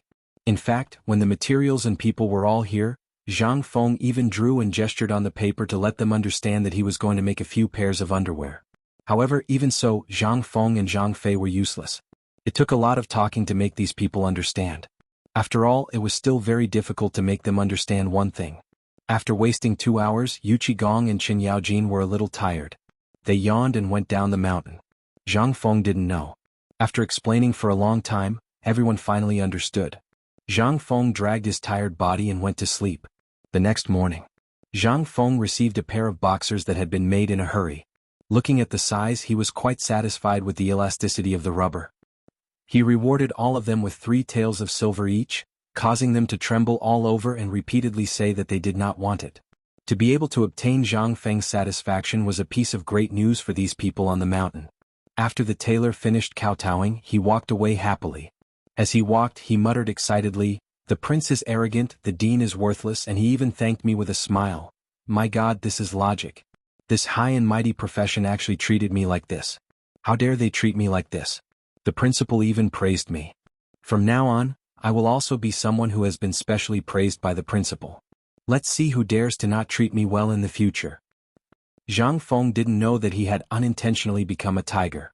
He took the pair of boxers that looked a little too big and rushed to the residence of Chen Chimo and the others. At this time, Chen Chimo's people seemed to have just finished their morning exercise. At this time, a group of people were next to the wooden bucket at the door. They took off all their clothes and washed up. Everyone was tired under their crotches. They shamelessly showed off their not-so-perfect figures in broad daylight. Chen Chimo's black hair made Zhang Feng wonder if this guy had completed his evolution. When they saw Zhang Feng coming, they restrained themselves a little. They didn't intend to avoid arousing suspicion. While washing, Chen Chimo waved his hand and said, "Fengzi, why are you here so early? Do you want to wash together?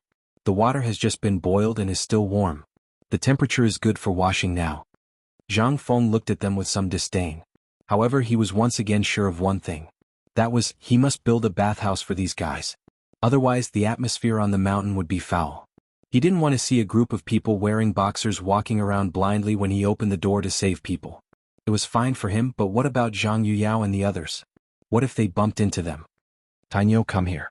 I made a pair of underwear. Put it on and have a look." "Underwear? What's that?" Hearing this, Chen Chimo and the others looked curiously at the linen thing in Zhang Feng's hand. They didn't even intend to wipe off the water droplets on their bodies and hurriedly gathered around. At this time, after taking a bath, the smell of their feet, sweat, and someone's body odor had been reduced a little. Zhang Feng also didn't feel so dizzy. Only then did he shake the 2 small corners of the thong in his hand. With this, they instantly looked at the boxers under their crotch. Chen Chimo pointed at the boxers and then at his own boxers and said curiously, "Fengzi, I remember that I saw you wearing this thing when you took a bath. Is this?" Hearing this, Zhang Feng's eyes instantly turned red. He bared his teeth and asked, "Tell me clearly, when did you see me take a bath?" Chen Chimo knew that he had said something wrong. After stammering for a while, he laughed and then bypassed this matter. Obviously, Zhang Feng didn't. He meant to forgive them. Chapter 1140. At this moment, Zhang Feng suddenly caught a glimpse of Yu Qigong walking out of Niu Xiaohu's house. He was smoking and staring at the thong in Zhang Feng's hand. Zhang Feng was a little surprised, but he understood after thinking about it. He asked, "How's Xiaohu's injury?" "He's fine. He drank a bowl of bone-strengthening powder this morning and fell asleep again. His complexion has recovered a lot. Other than his leg being unable to move, he's basically no different from a good person." Yu Qigong's mood was a little better today, but when he saw the strange thing in Zhang Feng's hand, he asked curiously, "What is this?" Seeing this, Zhang Feng shook the thong in his hand and said, "This is that, crotch cloth. I don't know what's going on these days. They all like to wear crotch cloth when running around. It's a disgrace to the academy. So when I saw them like this yesterday, I really couldn't bear to look at them, so I got someone to make one for them to try first. If it fits, then I'll get someone to. Leave this matter to me. You should take a good rest. Treat Xiaohu's legs first. Leave these miscellaneous matters to me." Yu Qigong didn't wait for Zhang Feng to finish and interrupted him. He took over this matter. He also didn't know what this thing was and whether it would be awkward to wear. But since it was made by Zhang Feng, it was definitely a good thing. So Yu Qigong made a prompt decision and packed it up. After all, he had already taken over the textile factory. In his opinion, this thong should belong to this category. As long as it belonged to this category, he would be in charge. Zhang Feng was a little stunned, but before he could speak, Yu Qigong took the thong from him and threw it on Qin Shimo's head. Go and change it for me now. Ask Lao Tzu to see what magical thing it is. Qin Shimo was overjoyed when he heard this. He hurriedly put the thing on his body in front of everyone, following Zhang Feng's instructions. After putting it on, Qin Shimo really did look better. Qin Shimo walked back and forth, even showing off his butt, twisting it in front of Zhang Feng. Looking at Zhang Feng, Qin Shimo was embarrassed, but he suppressed his embarrassment and pretended not to see it. This guy really deserved to be taught a lesson. Finally, Yu Qigong couldn't take it anymore. He scolded Qin Shimo angrily, "That's enough. What are you doing? Hurry up and put on your clothes." Hearing this, Qin Shimo resentfully put away his desire to show off. Anything that happened on the mountain would always reach Li Shimin's ears. At this moment, in the imperial study, Li Shimin was looking at Niu Jinda anxiously. After listening to Niu Jinda's detailed account of Lan Tian's situation, Li Shimin asked, "We heard that Jinhu's leg was broken? Is there such a thing? After hearing about it yesterday, we sent the imperial physician to the military camp. How is he now?" Niu Jinda was stunned when he heard this, then bowed and said, "Thank you for your concern, Your Majesty. My son was blind during training and broke his leg." Li Shimin heard this and his face was full of worry. He got up and came to Niu Jinda's side, patting him on the shoulder and said, "No one wants such a thing to happen, but I heard that Zhang Feng seemed to have gone to the military camp to pick him up. I heard that he has a way to fix his broken leg. Is this true?" "Yes." How could Niu Jinda dare to hide anything? He then told Li Shimin everything he saw after he went to the military camp, especially how Niu Jinhu woke up after Zhang Feng displayed that magical writing technique. Li Shimin was stunned when he heard this. There was actually such a thing in the world. There really were all kinds of strange things. At this time, Li Shimin even wanted to go up the mountain to see for himself how Zhang Feng fixed the bone, and even more wanted to see how he used other people's blood. However, Li Shimin was more interested in the set of equipment that Zhang Feng used to transfuse blood to Niu Jinhu. It was actually 2 fish intestines, a hollow fish bone, and a mule urine bubble. I don't want you to feel that way. He even had the impulse to test it himself, but now was not the time to talk about this. Li Shimin could only suppress the thoughts in his heart and asked, "Was everything okay when Jinhu was here?" 3 days later, did Fengzi say whether the bone could be fixed? Niu Jinda was stunned when he heard this. Not to mention Li Shimin now, he also didn't know. However, he didn't dare to not answer the emperor's question. After a moment of silence, he said, "It should be possible." Both of them couldn't help but be silent. Seeing this, Li Shimin sighed and said, "Heaven helps the worthy. Relax a little. If you believe that it can be done, then there should be no problem. Don't you believe in Fengzi's ability?" Li Shimin was also a little uncertain, but since it had happened at this time and it was such a thing, he knew what to say and could only comfort him. Chapter 1141. Niu Jinda hurriedly thanked Li Shimin and was about to leave. Li Shimin thought for a while and felt that it was inappropriate. If we count today, there should be more. The surgery will be done the day after tomorrow. If it's the day after tomorrow, I'll go with you to take a look. On the mountain. Zhang Feng walked out of Niu Jinhu's room 2 hours later. He then went to change the gauze on Lu Jinhu's wound. After cleaning the wound and making sure that it was not infected, he heaved a sigh of relief. In this kind of situation, the scariest thing was inflammation and wound infection. However, on one hand it was because of Niu Jinhu's strong physique. Coupled with his anti-inflammatory medicine, the greatest effect was still seen by Zhang Feng. It was the bowl of Chinese medicine that was placed beside Niu Jinhu. One had to know that although penicillin and alcohol could play an anti-inflammatory role, it could not reduce the swelling of Lu Jinhu's injured friend so quickly. Sun Simiao must have used some magical medicine to make Lu Jinhu's leg recover so quickly. After bandaging Lu Jinhu's wound again, Niu Jinhu looked at Zaifei, who was meticulously bandaging his wound. He felt a little guilty and said with slightly cracked lips, "Fengzi, if you can't do it, then forget it. Don't force yourself. At most, after 18 years will be another." Before he could finish, Zhang Feng glared at Niu Jinhu and said, "Shut up. If you're my brother, then don't say that. Don't you believe that I'm waiting for you? As long as you don't die, then I, your brother, can guarantee that you will recover. You only need to recuperate in peace. You can eat and drink as much as you want. But remember that you can't eat spicy food during this period of time. You can also not touch alcohol. Your diet can only be mainly bone-strengthening powder and some cooked food. Pork leg bone. Lu Jinhu nodded heavily with tears in his eyes. When Zhang Feng saw this, he felt a little depressed and did not know what to say. He left Niu Jinhu's room. Once he left, Qin Shimo and the others closed the door and started talking at once. It was Zhang Feng's turn. Little Tiger's head and leg injuries shouldn't be a big problem. There's no inflammation or infection at the moment. This is a very good sign. Zhang Feng did not dwell on this matter. After all, it was an endless process. Telling them was like playing the lute to a cow. It was far better than playing the lute to a cow. Sun Simiao was straightforward. After all, if you played the lute to a cow, would the cow understand? Hearing this, the few of them were relieved. They didn't know what was wrong with the weather at this time, but it was slowly becoming hot and dry again. The room was so stuffy that Zhang Feng couldn't breathe. At this time, he realized that the back of his clothes had long been soaked with sweat. Cheng Chumo, as if he was presenting a treasure, revealed a jar of grape wine from under the bed and invited Zhang Feng to drink. However, after filling Zhang Feng's glass with wine, he took a bowl and gulped it down. The warm wine could instantly increase one's qi and blood. Zhang Feng slapped Qin Chumo's hand and said, "How can you spoil things like this? How can you drink this grape wine without ice?" Li Qingqian couldn't help but ask in surprise, "Fengzi, you actually know that grapes taste better with ice?" Seeing that Zhang Feng didn't speak, Li Qingqian said, "After the grape wine is chilled, it is indeed very refreshing to drink. However, at this time, where can we get this thing? Even in the ice cellar of the Imperial Palace, this thing is probably very rare." Hearing this, Zhang Feng's heart couldn't help but tremble. Shao Mountain is White Deer College. Tai Niu used some unknown ability to secretly hide a jar of grapes. If it weren't for you working hard during this period, he wouldn't have been willing to take out this plate of grapes. It was said that this grape wine was inadvertently given to Uncle Chen by Lord Zhang's son when he drank with his father last time. Hearing that it was given to Yuqi Jiaoyang from the Imperial Palace, Zhang Feng's eyes lit up. He hurriedly picked up the wine cup and sniffed it. It really was different from the usual grape wine.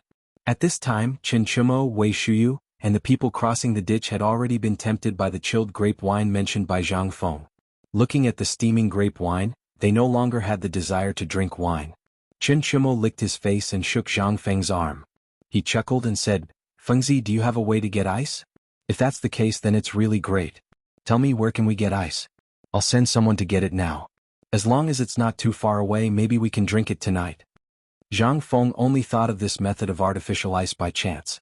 It was also during this period of time when Niu Xiaohu's leg was broken that he thought of it unintentionally. However, after hearing what he said, Zhang Feng also missed the iced grape wine a little. Chapter 1142. It is indeed impossible for others to make some ice now. Where would we get ice at this time? Unless we go to the ice cellar in the palace or go to the depths of the Turks, we might be able to get some if we go back to the Qi nation. But if we go back and forth, we might as well wait for winter in the main hall. Everyone was a little disappointed when they heard this, but Zhang Feng chuckled and said, "But I am talking about others. As long as you can find saltpeter, I can make the ice for you." Cheng Chumo was too lazy to even ask about the method. He got up and rushed out of the room.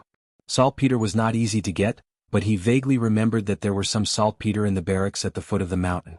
Moreover, there was saltpeter in the smoke. In the time it took to drink a cup of tea, Cheng Chumo came back with a big bag of saltpeter. Zhang Feng found a water jar and poured the saltpeter into it. Then he directed a few people to pour more than half of the water into the vat. The water and the saltpeter produced a violent chemical reaction. The water splashed and there were occasional bursting sounds as if the water was boiling. Those who saw it were greatly surprised. Under the gazes of the few people, the water surface gradually calmed down. Zhao Feng poured the prepared cold water into the copper basin and let the basin float on the water surface. Soon, under the astonished gazes of the few people, some white ripples began to appear on the water surface. Then the white ripples gradually became clear. The bottomless water slowly turned into the color of rice soup. After what seemed like the time it took to eat a meal, the surface of the water jar was covered in white. It was like the kind of smoke that was spat out. It had accumulated all over the salt city. At this moment, the water in the copper basin began to slowly freeze. Moreover, it was rapidly freezing under everyone's gazes. Cheng Chumo secretly touched it with his hand. Instantly, he retracted his hand as if he had been electrocuted. He sucked in a breath of cold air and said, "See, brother, how did you do it? Isn't this the last few days of the hot summer? This is even hotter than June. You can actually make the water freeze. My God, even the storytellers don't dare to say this." "Shut up, don't ask if you don't know. We'll be relying on it to make a fortune next year. You don't know how poor I am right now. Do you think it's easy for me to raise 2,000 to 3,000 people on the mountain? Let's talk about this first. Don't tell anyone about this. This is a way for us to get rich in the future. Do you want to drink some cold beer?" Cheng Chumo nodded his head like a rattledrum. He looked at Zhang Feng as if he was looking at a god. Cheng Chumo didn't want to continue talking about this matter. Hearing Zhang Feng's words, he kept his mouth shut. He always felt that it wouldn't be difficult for his brother to earn money. There was no need for him to make preparations now. After all, whether it was the white paper or the braised meat, etc. There was also the matter with those old bastards a few days ago. Those were all ways to make money. Moreover, those dozens of boxes of money were stored in ink. Even if it was the 2,000 to 3,000 yuan on the mountain, if they didn't do anything and just relied on the money to buy rice and food, they would still be able to live in luxury for 3 to 5 years. Why did this kid say that he was so poor? However, this wasn't the time to think about this. Being able to drink the iced grapes was the most important thing. Several people sat cross-legged around the vat. After waiting for the water in the basin to slowly freeze, Zhang Feng took out a small hammer and broke the white ice. Everyone couldn't wait to take the ice and bite it in their mouths. Then they carefully took a few ice cubes and put them in their glass cups. Lying on the grass and drinking the refreshing iced grapes, they instantly felt very cool. The ice cubes hit the glass cups, making tinkling sounds. At this time, it sounded like a moving lullaby, making people feel refreshed from head to toe. No one was in the mood to talk. They just looked at the clouds floating in the sky, bumping into each other. From time to time, 1 or 2 little birds flew over their heads and played. Chin Chumo was a drunkard. He wasn't used to drinking small mouthfuls of wine. After drinking a bowl of wine, he got up and poured the ice cubes in the half-copper basin into the wine jar. Putting the wine jar beside him, Chin Chumo felt comfortable. He drank the wine and fell asleep for a while. Thunderous snoring sounded. Zhang Feng and others drank the wine in their bowls, looking at the sky and smiling bitterly. The weather in August was so strange and changeable. Sometimes he was as gentle as a woman's hand gently stroking her cheek. Sometimes he was as cruel as a strict father, cold and heartless. Sometimes he was as passionate as fire. He just lay there and fell asleep. When Zhang Feng opened his eyes again, the sky was already full of stars. It looked like a jade belt across the sky. The vexed Zhang Feng found the 2 stars, Cowherd and Vega, in the sky.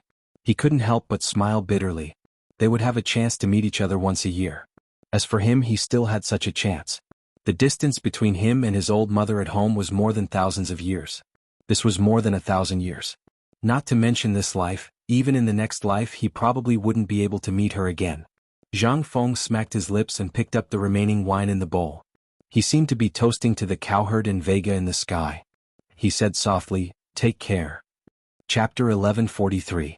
After finishing his words, he drained his wine and tossed it far away into the darkness of Mount E.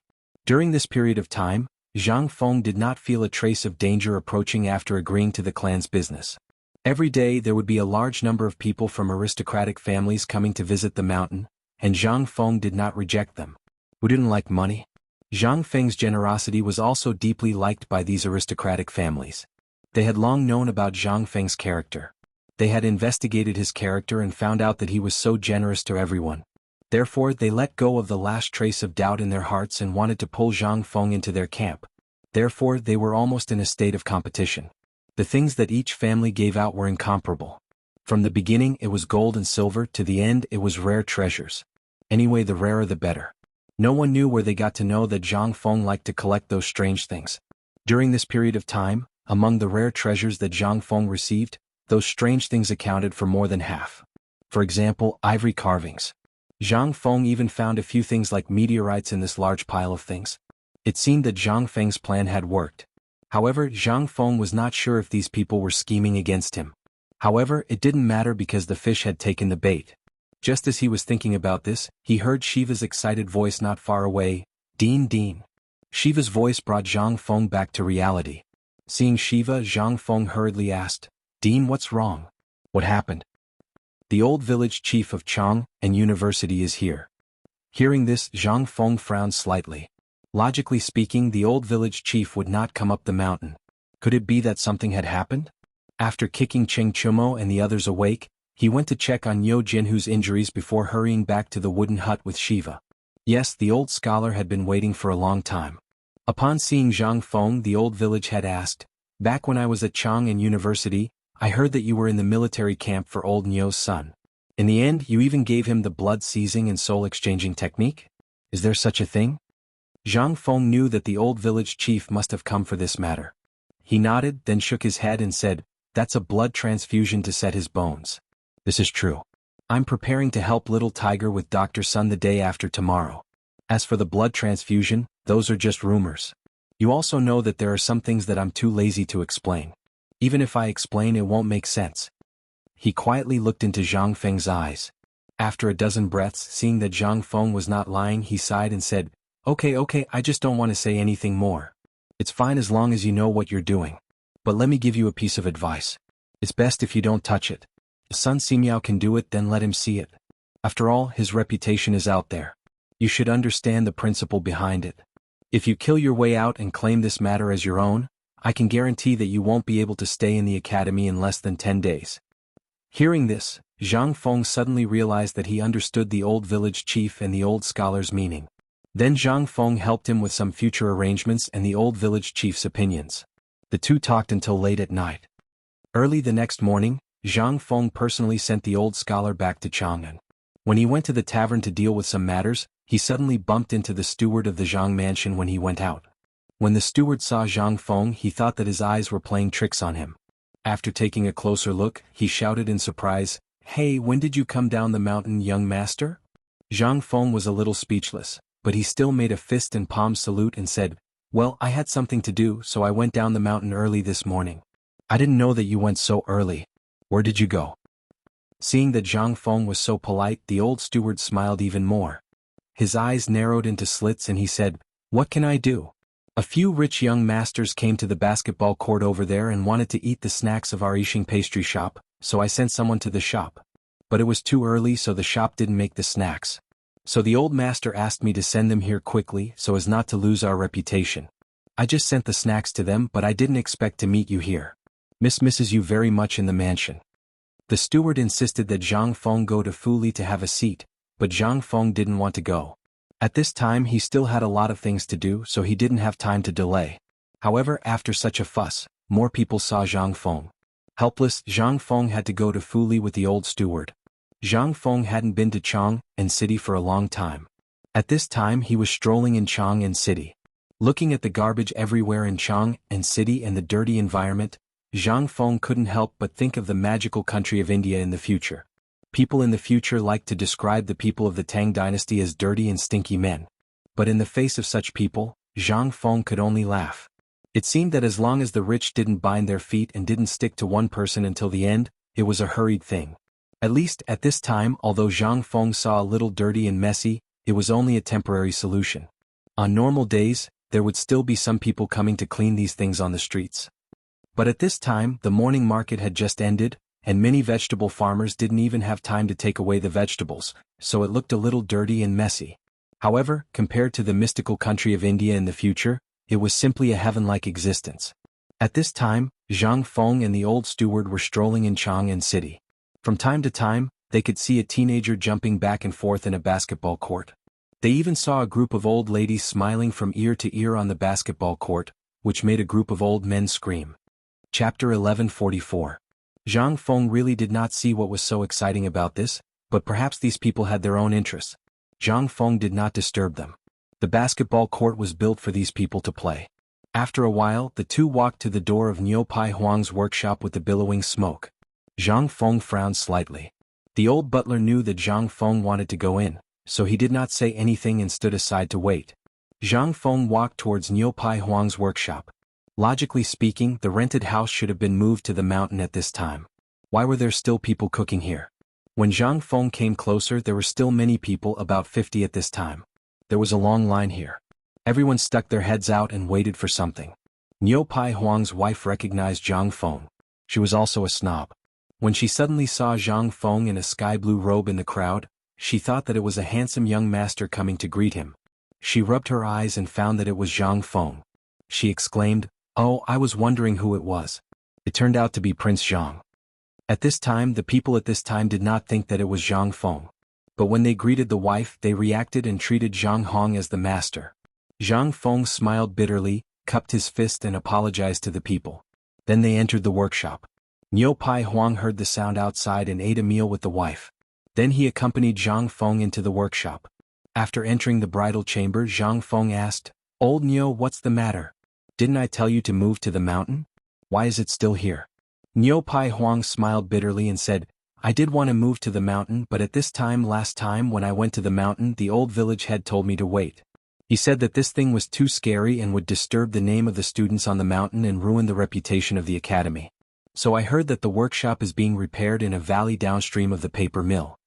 Zhang Feng heard this and understood. It was indeed so. Originally, Shao Mountain was just a barren land. But because of this academy, this barren land gradually gained away and an academy. Even now, it seemed to be more lively than Chang'an City. He could not help but think of a wonderful idea.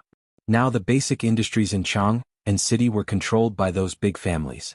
It was harder for ordinary people to buy real estate and land than to reach the sky. If his brain could develop Xuanshan and turn it into a residential area, that would be. Zhang Feng could not help but have his eyes turn into the shape of copper coins.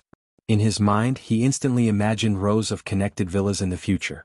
If it was built, as long as he, Zhang Feng, was willing, it could be said that in less than a month, there would be no empty space in the whole of Shao Mountain.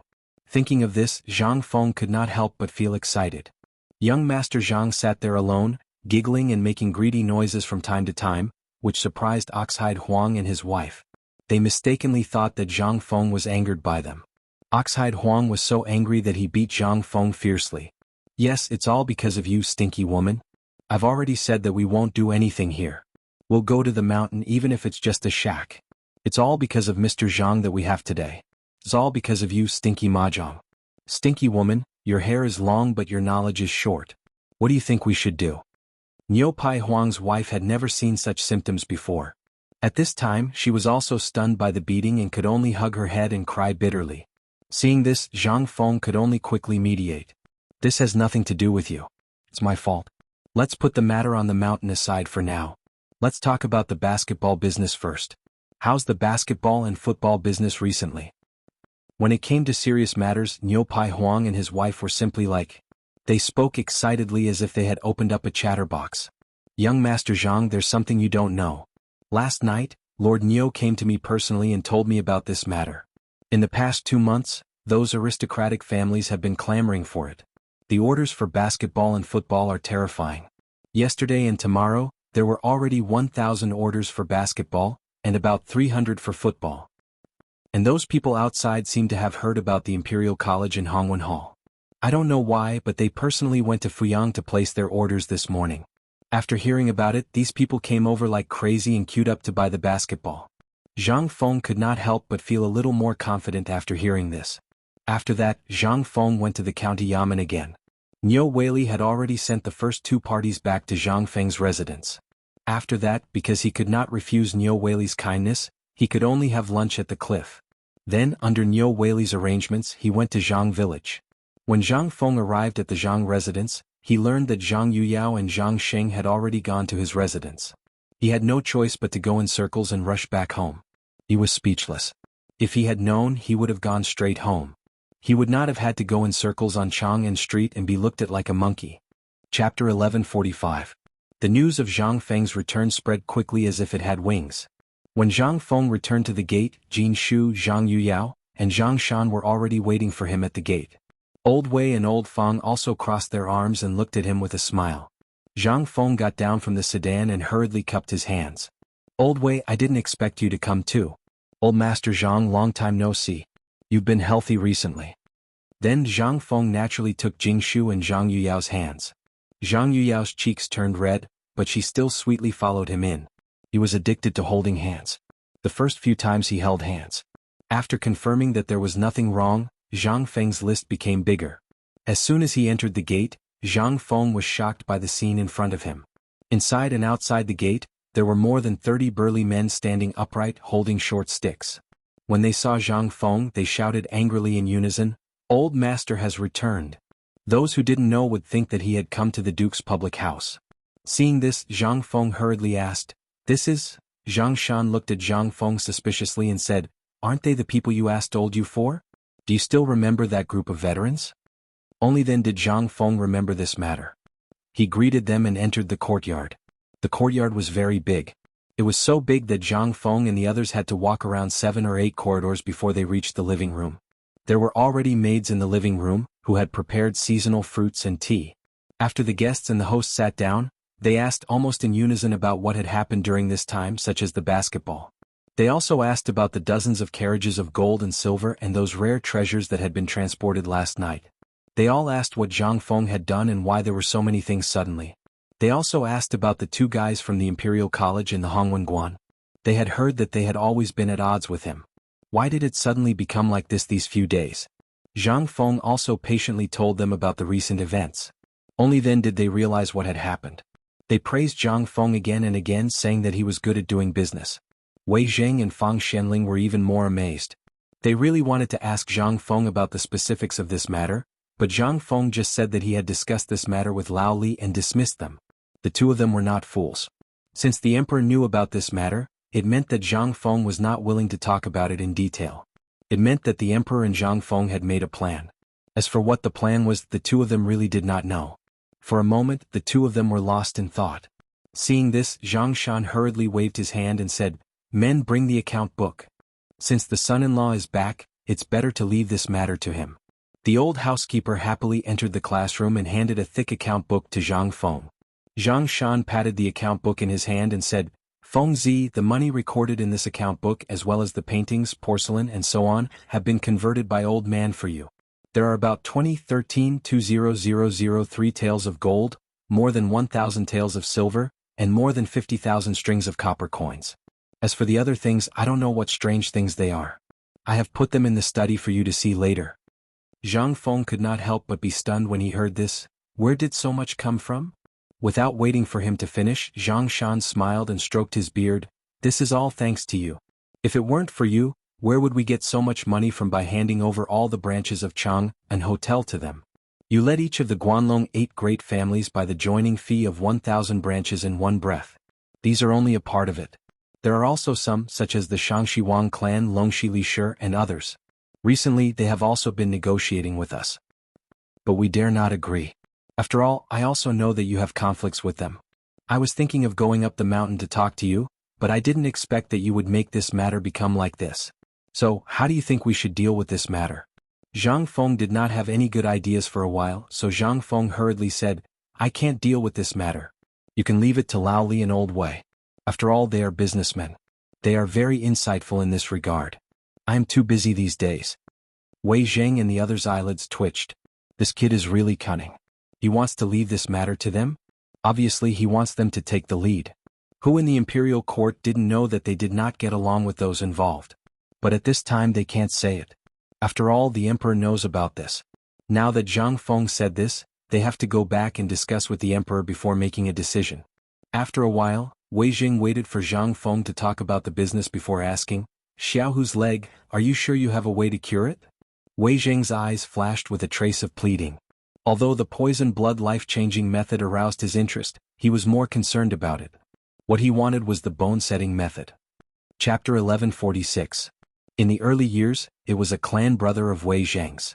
Because of the war, his legs were crippled. Until now, he had been bedridden. He had thought of many ways and even invited a miracle doctor to take a look. But all he could do was forcefully stuff the exposed bone fractures back into his body.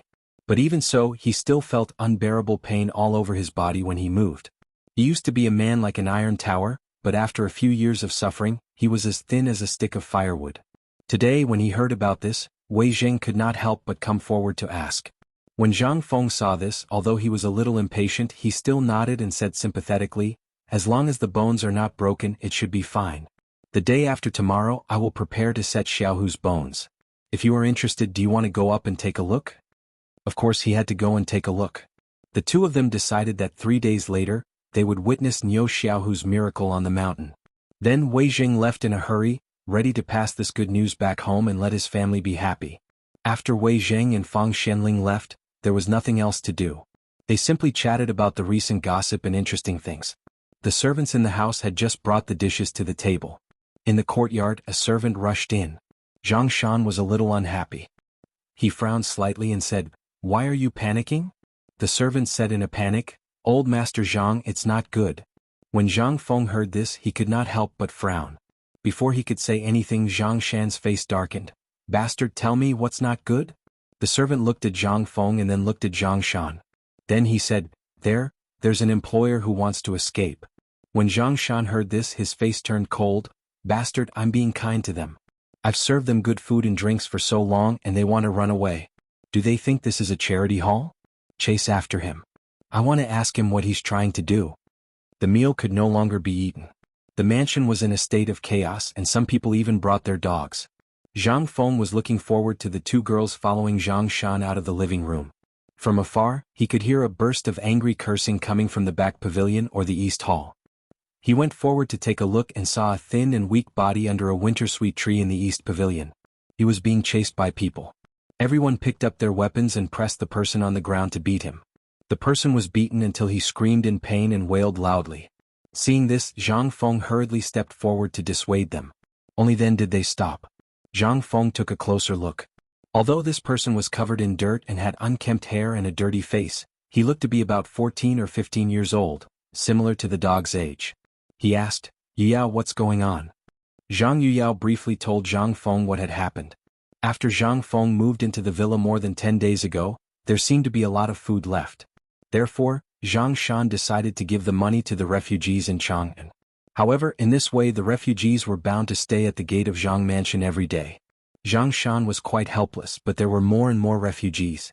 Seeing that there would be more and more problems if this went on, Zhang Shan picked out some people he was quite satisfied with among these people and handed them to the steward of Zhang Feng's villa. It was a job for them so that they would not be freeloaders. However, after this matter was settled today, these people actually wanted to run away after lunch. How could Zhang Shan not be angry? Zhang Feng also had a rough idea of what he meant. He was also a little angry. This bastard, not only is he addicted to freeloading, but he has also become a dog skin plaster. Not only is he an idiot, he even steals the food of my Zhang family for half a month. If this spreads out, my reputation will be ruined. Zhang Feng patiently followed in front of that person and asked, "Why are you running away?" I want to go home." That person cried as he rubbed his swollen eyes with heart-rending pain. Zhang Feng asked again, "Why do you want to go home?" "You are here to work. You have to know where your duty lies." Hearing this, the young man immediately wailed and said, "My father wants to work in the field." Zhang Feng was speechless. Seeing that Zhang Feng did not speak, the young man wailed again. "My father wants to work in the field. If he doesn't work, he will starve to death. He won't be able to spend the new year this year." At this time, with the young man's crying and wailing, more and more people gathered. Even the servants in the house frequently looked at him. At this time, Zhang Feng was also close to this young man, and the sympathy in his heart gradually disappeared. If he appeared too weak, there was no way to deter these people. After all, this was a family, and at this time only Zhang Yuyao and the technical department were in the house. He was often not around. If these people thought that he was easy to talk to, wouldn't the price be chaotic in the future? Who could suppress them? Zhang Feng's face turned cold. He asked someone to bring a chair over and sat in front of the young man. He asked, "What does this have to do with your father?" "My father wants to wait for my clothes. He wants to work in the field." Zhang Feng was stunned when he heard this. The young man continued to cry and said, "If I don't go back, he won't have clothes to wear. If he can't work in the field, I will starve. When the sun is dry, I have to go back. Otherwise he will whip me. Everyone in the family will starve. My brothers and sisters may not survive this year." Zhang Feng couldn't help but be moved when he heard this. He asked, "You and your father wear the same pants?" Chapter 1147. Lowering his head, he saw that the young man was wearing a pair of extraordinarily large breeches. The young man sniffled. In his oily hand there was actually a lump of dirty booger. He rubbed it against the large breeches with familiarity. Zhang Feng was so disgusted that he almost threw up his dinner from last night. He let out a long sigh and looked at the other people who had caught up. They were the newly recruited workers, and their situation did not seem to be much better than the young man's. Zhang Feng turned around and looked at Zhang Shan. "Pass down the order. Make a new set of clothes for every worker." Hurry. Zhang Shan hesitated for a moment, but swallowed the words he wanted to say and nodded. In his opinion, Zhang Feng was too benevolent, too benevolent. This was not a good thing for such a big family, but after all, this was Zhang Feng's own family matter. It was not good for him to interfere. It was also not good for him to say anything. At this moment, the young man heard that he had new clothes to wear. I finally have my own clothes. In this era he did not have any concept of new clothes. That thing seemed to only appear when his mother saw him getting married. To most people, clothes did not exist. He resisted the urge to make a sound. Zhang Feng could not bear to see such a poor person crying. He could not help but have the urge to curse. Zhang Feng turned around and walked away, hypnotizing himself as he walked. Lao Tzu was here to do business and earn money, not to do good deeds. After he finished speaking, he led the two girls away. The young man was stunned, lying on the ground like a dog. He only reacted when Zhang Feng was a distance away. Suddenly, tears burst out from his red and swollen eyes. Then he quickly kowtowed and shouted, "Thank you for the clothes, thank you for the clothes, I will be a cow or a horse for the rest of my life." His head hit the cold rock on the ground. Red blood splattered, dyeing the sparkling marble red. Zhang Feng could vaguely hear the young man's words. His heart twitched and he did not know what to say. After a long time he whispered, "When will this group of people who want to cheat for food and drink disappear?" Although he was cursing, he did not know that a warm current had formed in the depths of his heart. Lao Tzu was going to fall. Zhang Feng returned to his residence and met up with Zhang Shan and the others. They chatted for a while and there was even some unpleasantness because of this ordinary matter. According to Zhang Feng, he wanted Zhang Feng to find an old butler himself. Having an old man at home was like having a treasure. Zhang Feng recommended several candidates, but Zhang Shan rejected them all. Under Zhang San's inquiry, Zhang Feng said that he wanted to have the old village chief take over the house, but was strongly opposed by Zhang Shan. He was not related to them by blood. If such a huge family property was handed over to him, who would dare to be at ease? In the end, they were in a deadlock and the matter was left unsettled. Zhang Feng was too lazy to care about these trivial matters. After giving full authority to Zhang Shan, he left the mansion and walked up the mountain. This time, Zhang Feng bought some rare materials when he went down the mountain, especially those rare ores. At this time he had to ask for them to prepare for the operation, such as the rubber infusion tube, the glass infusion bottle, and so on. These things were indispensable. It was impossible to use fish intestines and other things all the time, right? This thing was really too unsightly, and who knew how many germs it carried. The most important thing was still the needle. He found some strange things in the treasure room at home and then walked around the streets. After that, Zhang Feng hired a carriage and quickly went up the mountain. At this time, the smelting factory had already entered into a regular operation. Basically, it could produce about 300 jin of steel every day. However, this was under the condition that there was not enough coal. If there was enough coal, it should not be a problem to produce 500 jin a day. By the time Zhang Feng arrived, the sky had already darkened. Everyone was extinguishing their fires and preparing to rest. Arjunan strolled leisurely to the entrance of the workshop. As he looked at the sky, he saw a lantern slowly approaching. Just as he was wondering who it was, Zhang Feng coughed. Arjunan was shocked and hurried to greet him. "Mr. Dean, why are you here at this time?" Zhang Feng did not say anything and asked, "Is Mokito in?" "Yes." "Well, ask him to come out. I have something to discuss with the two of you. Let's go to my cabin." While talking, Zhang Feng left with the lantern. When Zhang Feng returned to the cabin before the lantern was lit, he heard a knock on the door. When he opened the door, he saw two dusty barbarians standing at the door. They were Arjunan and Mokito, who had just finished work.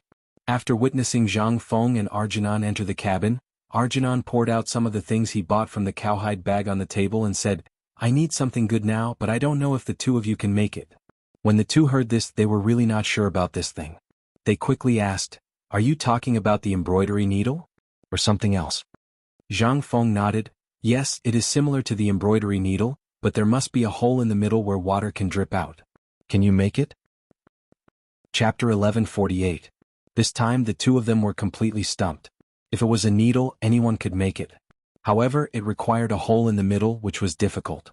The needle was so thin, but if it was like this, Zhang Feng explained the infusion needle in detail. Only then did Mokito realize, if that's the case, this old servant is willing to give it a try. However, I might not be able to make it. Give me 2 days. Zhang Feng shook his head and extended a finger. 1 day, only 1 day. Hearing this, the two of them could not help but change their expressions slightly. However, they still nodded heavily and left in a hurry. When they left, they took away the infusion needle that Zhang Feng had given her, as well as the syringe and the needle manufacturing blueprints. Then he said to Mokido, "I heard that you were a top glaze master in the Western region? An expert glaze master in the world?" Mokido repeatedly declined, not daring to call himself an expert. Zhang Feng smiled and said, "You are worthy of this title. Don't decline. I don't have so many rules here. If you can do it, you can. If you can't, you can't. This is what you have to do." Hearing this, Merkel was a little touched. However, she did not know what he wanted to do. She stood silently at the side, seemingly knowing what he was worried about. Seeing this, Zhang Feng said, "Actually, you don't have to worry so much. Here you are just like home. What are you worried about? Actually, I have something here. If you are willing, I can pass it to you now and let you go back to your old profession." Zhang Feng explained the concept of the infusion tube and the infusion bottle. When he went to Chewing Gum's place, Zhang Feng wanted to talk about this. However, although the two of them had been in contact with rubber for a while, if they wanted to make such a high-end product, Zhang Feng was probably thinking about it himself. That was why he asked Mokido. With Zhang Feng's detailed explanation, the glass bottle and the infusion set were easy to make. However, the main problem was the infusion tube made of rubber. He could not help but feel a little troubled. He knew about rubber because it was sometimes used when making glazes.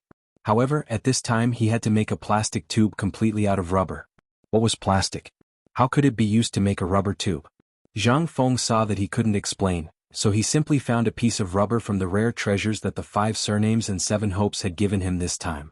He then found a small copper bowl and placed it on top of the oil lamp to slowly boil it. A piece of rubber about the size of a fingernail was placed in the bowl of soup and let it boil. Mokido's eyes were fixed on the boiling process in the copper bowl. The process was very long. The two of them chatted about other things and Mokido's progress with the firearms. After about 2 hours, the piece of rubber that was originally the size of a fingernail had become as clear as water. Zhang Feng then stood up and took a medium-sized bamboo stick from the broom. He brought it to me in chewing gum and said, "Look carefully. This is the method to make this flexible tube." As he spoke, Zhang Feng used the mud to make a mold that looked like a brick. Then he slowly pressed the bamboo stick in his hand down and made a mold. Then he carefully poured the boiled rubber into the bowl. Halfway through, Zhang Feng hurriedly stopped and filled up the bamboo skewers in his hand. He pressed and rolled them in the gaps between the skewers. Then he poured the real rubber on the bamboo skewers back into the bowl. He increased the flame of the oil lamp and continued to boil. After a while, Zhang Feng took out a sharp knife and cut the solidified rubber along the surface of the mold until it was flat. Then he carefully took out the translucent thing that was stained with a lot of mud and put it aside. Then he made another mold and used the same method to pour the other half in and cut it again. At this time Zhang Feng said, "Look carefully. This is the most important part." While speaking, Zhang Feng used an even smaller bamboo stick to evenly spread the rubber in the bowl on the half of the mold. After he finished, Zhang Feng carefully connected the other half. Only then did Zhang Feng let out a deep sigh of relief. In fact, he didn't know how to make this thing. The key was that he didn't know how to teach, so he could only wait for the plastic pipe to solidify. After that, Zhang Feng cleaned the mud on it. After cleaning it, he left a transparent pipe that was the size of a chopstick. Zhang Feng sent the pipe to Mokido. Mokido was instantly shocked. He took the pipe with both hands. The pipe was very soft like a dried yangjing. It was quite elastic. When he looked at the end of the pipe, he saw that there was a pipe in the middle. It was the size of a small bamboo stick. Mokido couldn't help but ask, "Is this the pipe you were talking about?" Gao Feng nodded, "I want this kind of thing. Now you know what to do, right?" When Mokido saw this, he held the tube like it was a treasure and nodded heavily, "I understand." Then he hesitated for a moment. Then he took out a summary of the medical equipment and sent it to Mokido. "Keep this thing carefully. Don't spread it. This is my secret." Chapter 1149. Mokido was so emotional that he almost knelt down in front of Zhang Feng. He grabbed Zhang Feng with his trembling hand and choked with sobs for a long time. In the end, Zhang Feng smiled and patted him on the shoulder.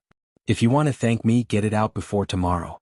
The day after tomorrow, or better yet, at this time tomorrow night, I want it in my hands." Mokido wiped the tears from the corners of his eyes and nodded heavily.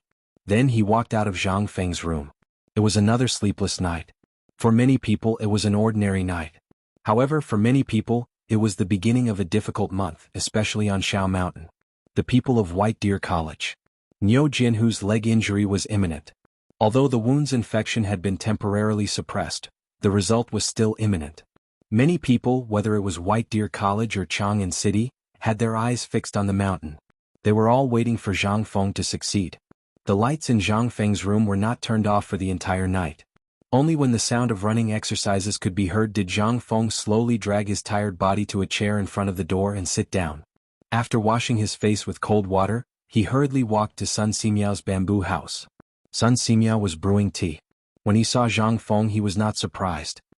He poured a cup of tea for Zhang Feng and said, "I heard that you didn't sleep last night?" Zhang Feng nodded. "Yes." "What?" "Because there is no time. Xiaohu's leg cannot be delayed any longer. Tomorrow is the last day, so..." Sun Simiao smiled. "So you want to let the old man do it now, right?" He nodded and said, "To be safe, I still want to test it to prevent any mistakes." "Old man, I've thought about it a long time ago. Even if you didn't mention it, I would have thought about it too. I'll look for you later. I heard that Lao Li and the others will come to the mountain to watch tomorrow." Zhang Feng didn't know who spread the news, but he still nodded in tacit agreement. Sun Simiao didn't say anything. He just looked at Zhang Feng and received it. "Last night, I heard from Old Fart that a lamb in the sheep pen on the mountain broke its leg when it climbed over the fence." Zhang Feng couldn't believe it. How could it be so coincidental? However, he still heard Sun Simiao say, "The sheep are already prepared next door. Let's go to Old Gao's place now. There are fewer people there and no one will disturb us. It should be a good place to go." Zhang Feng nodded. "Let's give it a try. But there's one thing, Elder Sunday." This time, without waiting for him to finish, Sun Simiao laughed and said, "I know what you want to say. I've discussed your matter with Mr. Bosher and the others. Isn't it because the situation is unclear at this time? Don't worry. When the time comes, I'll announce that these things were made by me. It won't cause you any trouble. What do you think?" Zhang Feng couldn't help but hesitate. He stared at Sun Simiao, who looked indifferent. "I didn't expect Elder Sun to do this. I'm afraid that it will affect Elder Sun's reputation. Why don't we think of other ways? A person values himself very much." Zhang Feng couldn't help but think of one thing. That was the profession of a doctor. Especially doctors in ancient times. They all lived by reputation. If such a thing happened at this time, it was very likely that something unexpected would happen. Some people might not be able to practice medicine because of this. However, Sun Simiao laughed and said, "Kid, you're thinking too much. What do you think the old man relied on to become a student? He relied on the old man's magnanimity. If the old man felt that it was right, he would do it. The old man never cared about reputation. As long as it was useful, it was the right thing to do. So I'll give you a piece of advice. Sometimes reputation is a good thing, but sometimes it's a poison that harms people." Zhang Feng's expression changed. He hurriedly bowed and said, "I'll remember the Church of Grace." Sun Simiao nodded with satisfaction. After drinking a cup of tea with Zhang Feng, he said, "Let's go. Let's go see that lamb." At this time the farm was very quiet. The infusion was basically done here on Monday. Zheng Tufu had already moved to the foot of the mountain. Only Gauda and Ma Zhou were left here. Although it was a little dirty, it was considered a quiet place in White Deer College. More than half of the pigs in the farm, as well as pigs, sheep, chickens, ducks, geese and other animals, had disappeared. Some were eaten by the people on the mountain, but more were sent to the tables of the people in Chang'an. As for the farm at this time, there were only a few boars and sows that were deliberately left behind. There was also a group of piglets that were playing around, as well as a dozen groups of chickens, ducks and geese that were leisurely strolling around. At this time, thinking about it again, it was simply a world of difference from a month ago. A month ago, this place was known as the first in the entire Chang'an city and even the surrounding areas of Chang'an. But now this place seemed so empty. The wild grass frantically exuded its fragrance in the farm. Before it could sway in the wind, a little piglet's mouth sniffed it and then bit it off. Chapter 1150. He grew healthily and became the pig's delicacy. Then he grew with all his might and the pig nibbled on him again. The cycle repeated itself. Elder Gao seemed to have known that Zhang Feng and Sun Simiao were coming. He was already waiting at the door. When he saw the two of them, Elder Gao cupped his fists and gestured for them to enter. "The second floor is ready. The hot water and all other aspects are also prepared. We can begin now." Zhang Feng didn't say anything. He just followed Sun Simiao into the spacious room that used to belong to Butcher Zheng. It was now empty. A lamb was placed on the table in the middle of the room. It was tied up on the table and its left front hoof drooped weakly on the edge of the table. When the lamb saw them enter, it looked at them in horror. Its mouth moved as if it was asking them what they were going to do. Zhang Feng patted the lamb's head and said, "Then when do we start?" "Now let's start now," Sun Simiao said as he organized his medicine box. There was no time now. The failure of the mule experiment last time left a huge psychological shadow on Sun Simiao. At this moment, Sun Simiao seemed to be afraid to face it. Seeing this, Zhang Feng didn't say anything. The two of them carefully cut open the lamb's skin. There weren't any clamps or the like at this time, so they could only let Ma Zhou hold the cut-open skin. After all, it wasn't Ma Zhou's first time doing something like this. Although he was good at it, he still felt a little pale when he made such a big cut on a lamb's leg. Even so, he still wanted to see what Zhang Feng was going to do. He also wanted to see the miraculous result. After doing all this, Zhang Feng basically plucked all the hair off the lamb's leg. The skin below the thigh and the part above the hoof were all peeled off. Because it had been fed the anesthetic soup beforehand, the lamb looked at them in horror. Its head rubbed against Zhang Feng's hand from time to time as if it was asking, "What is this? What are you doing?" Zhang Feng didn't explain all this to the lamb. He didn't want to. In no time at all, he had separated all the muscles on the lamb's body according to the location of the fascia. The lamb's bones had been broken into two. One of the bones had already popped out, while the other was inserted into the bone marrow of the other broken bone. Zhang Feng looked at the wound. Although he felt a little disgusted, he endured it and cleaned the wound. Then he put down the dagger and looked at Elder Sunday. "It's up to you now." Sun Simiao nodded. Although this was his first time personally handling a knife, he was only an assistant the last time he was in the military camp. Therefore, it was inevitable that he would be nervous for the first time. Fortunately, the lamb's leg was completely cut open. After the muscles that wrapped around the bone were all cut open, the broken bone was taken out and soaked in alcohol to disinfect it. Then, according to Zhang Feng's instructions, he slowly looked for the cracks of the broken bone and pieced it back together. After all this was done, they naturally stitched up the muscle and fixed it. Zhang Feng didn't have to worry about this. After all, Sun Simiao had done it before, so he was quite familiar with it. Although it seemed very simple, it still took a full 4 hours to complete. When the two of them stopped, they were sweating profusely. However, he realized that old Gao and Ma Zhou were staring blankly at the lamb leg that had recovered to its original state with pale faces. The leg of the lamb was restored, and even the outer fur was sewn back. However, the broken part of the leg was firmly fixed with pieces of bamboo. After doing all this, Sun Simiao pulled out the acupuncture needles from the lamb's body one by one. The lamb still didn't seem to feel anything. It shook its hooves and realized that they were touching its hooves. It panicked and used its nose to rub the bamboo on the latter. It even stuck out its tongue and sneezed a few times. Sun Simiao said, "Make it drink all the things we prepared. Let me know when the effect of the anesthetic is over." After finishing all this, the two of them dragged their tired bodies back to old Gao's bedroom. They drank a big jar of water before they recovered. The two of them couldn't help but smile at each other. They couldn't hide the excitement in their eyes. The lamb's experiment seemed to have succeeded. Once the effects of the anesthetics wore off, if the lamb was fine, then it would be truly alive. Chapter 1151. I didn't expect you to be so talented in this field. Before he could finish speaking, Zhang Feng gave him a thumbs up. Sun Simiao smiled and said, "In ancient times, Hua Tuo cut open the skull, and Qin Shi Huang repaired the brain. After that, Bian Ke scraped off the bones of Guangong to treat his wounds." Although these stories were passed down by word of mouth, and the old man had also cut open people's chests with a knife, this was the first time he had set a bone. Although he was a little unfamiliar with it, this was still the old man's first time. He had a different understanding of medicine, so he was still confident. Indeed, after coming into contact with Zhang Feng's magical medical skills, Sun Simiao had really yearned for it. However, after personally experiencing it, he felt as if he had opened a brand new door in the field of medicine. After that, Zhang Feng and Sun Simiao once again studied the entire operation in detail.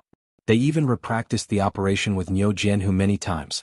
After that, the two of them dragged their tired bodies back to their respective rooms. The moment Zhang Feng entered the room, he went to sleep. Everything was ready. He was just waiting for the night to go over and see how the lamb was recovering. If the lamb was alive. If it was alive, that meant that the success rate of Niu Jianhu's operation was already 90%. If there was even the slightest problem with the lamb, this matter would be a little troublesome. After all, Zhang Feng did not specialize in medicine. He only knew some general knowledge about physiology. Besides, this matter really had something to do with him. He did not want old Yu and old Nyo to be so sad. Speaking of which, this was also his mistake. Although his two old buddies wouldn't blame him, Zhang Feng still felt guilty in his heart.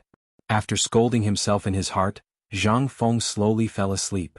He had not slept well for a few days. At this moment, under the exhaustion, he finally fell into a deep sleep. The Mid-Autumn Festival poetry meet was imminent. With the mess at home and the mess at the academy, Zhang Feng did not have time to prepare these things. He could only beg Li Qingqian and the others to put in a little effort. After all, if they only trained one kind of street dance in 12 days, as long as they put in a little effort, there should not be any mistakes. After all, the poetry meet was mainly about poetry. Even if they made mistakes, he would be there to support them. Although it would not be perfect, it would not attract too much attention. What Zhang Feng wanted was not just a chance to become a great scholar, but more importantly, he wanted to make his name known to the world. When he woke up the next morning, the sky was still dark. Zhang Feng opened the window and allowed the cold breeze to caress his cheeks. He looked out the window at a few women from Tonghui Square carrying buckets of water, going back and forth between the cafeteria and the mountain gate. In the small wooden house's storeroom, there were faint sounds of people handing over the day's food. Everyone seemed to have been attracted by the sound of Zhang Feng opening the window. They instantly turned their heads and saw Zhang Feng get up. They all went up to greet him. There were even two bold women who joked and wanted to help him dress up. After all, Zhang Yuyao and Jing Shu were gone. Zhang Feng had returned to his sloppy appearance. What time was it today? But this was the time when the three major departments of the Ministry of Works and Rights, as well as elders from all parties, gathered at White Deer College to witness Zhang Feng's opportunity. If he went like this, wouldn't he be embarrassing White Deer College? However, Zhang Feng waved his hands and declined. When the two women saw this, they had no choice but to find Old He and his wife. Old He's wife didn't say anything and directly pressed Zhang Feng onto a stool. With Old He's wife personally handling the scythe, he finally calmed down. However, when he saw the scythe in Old He's hand, he couldn't help but feel scared.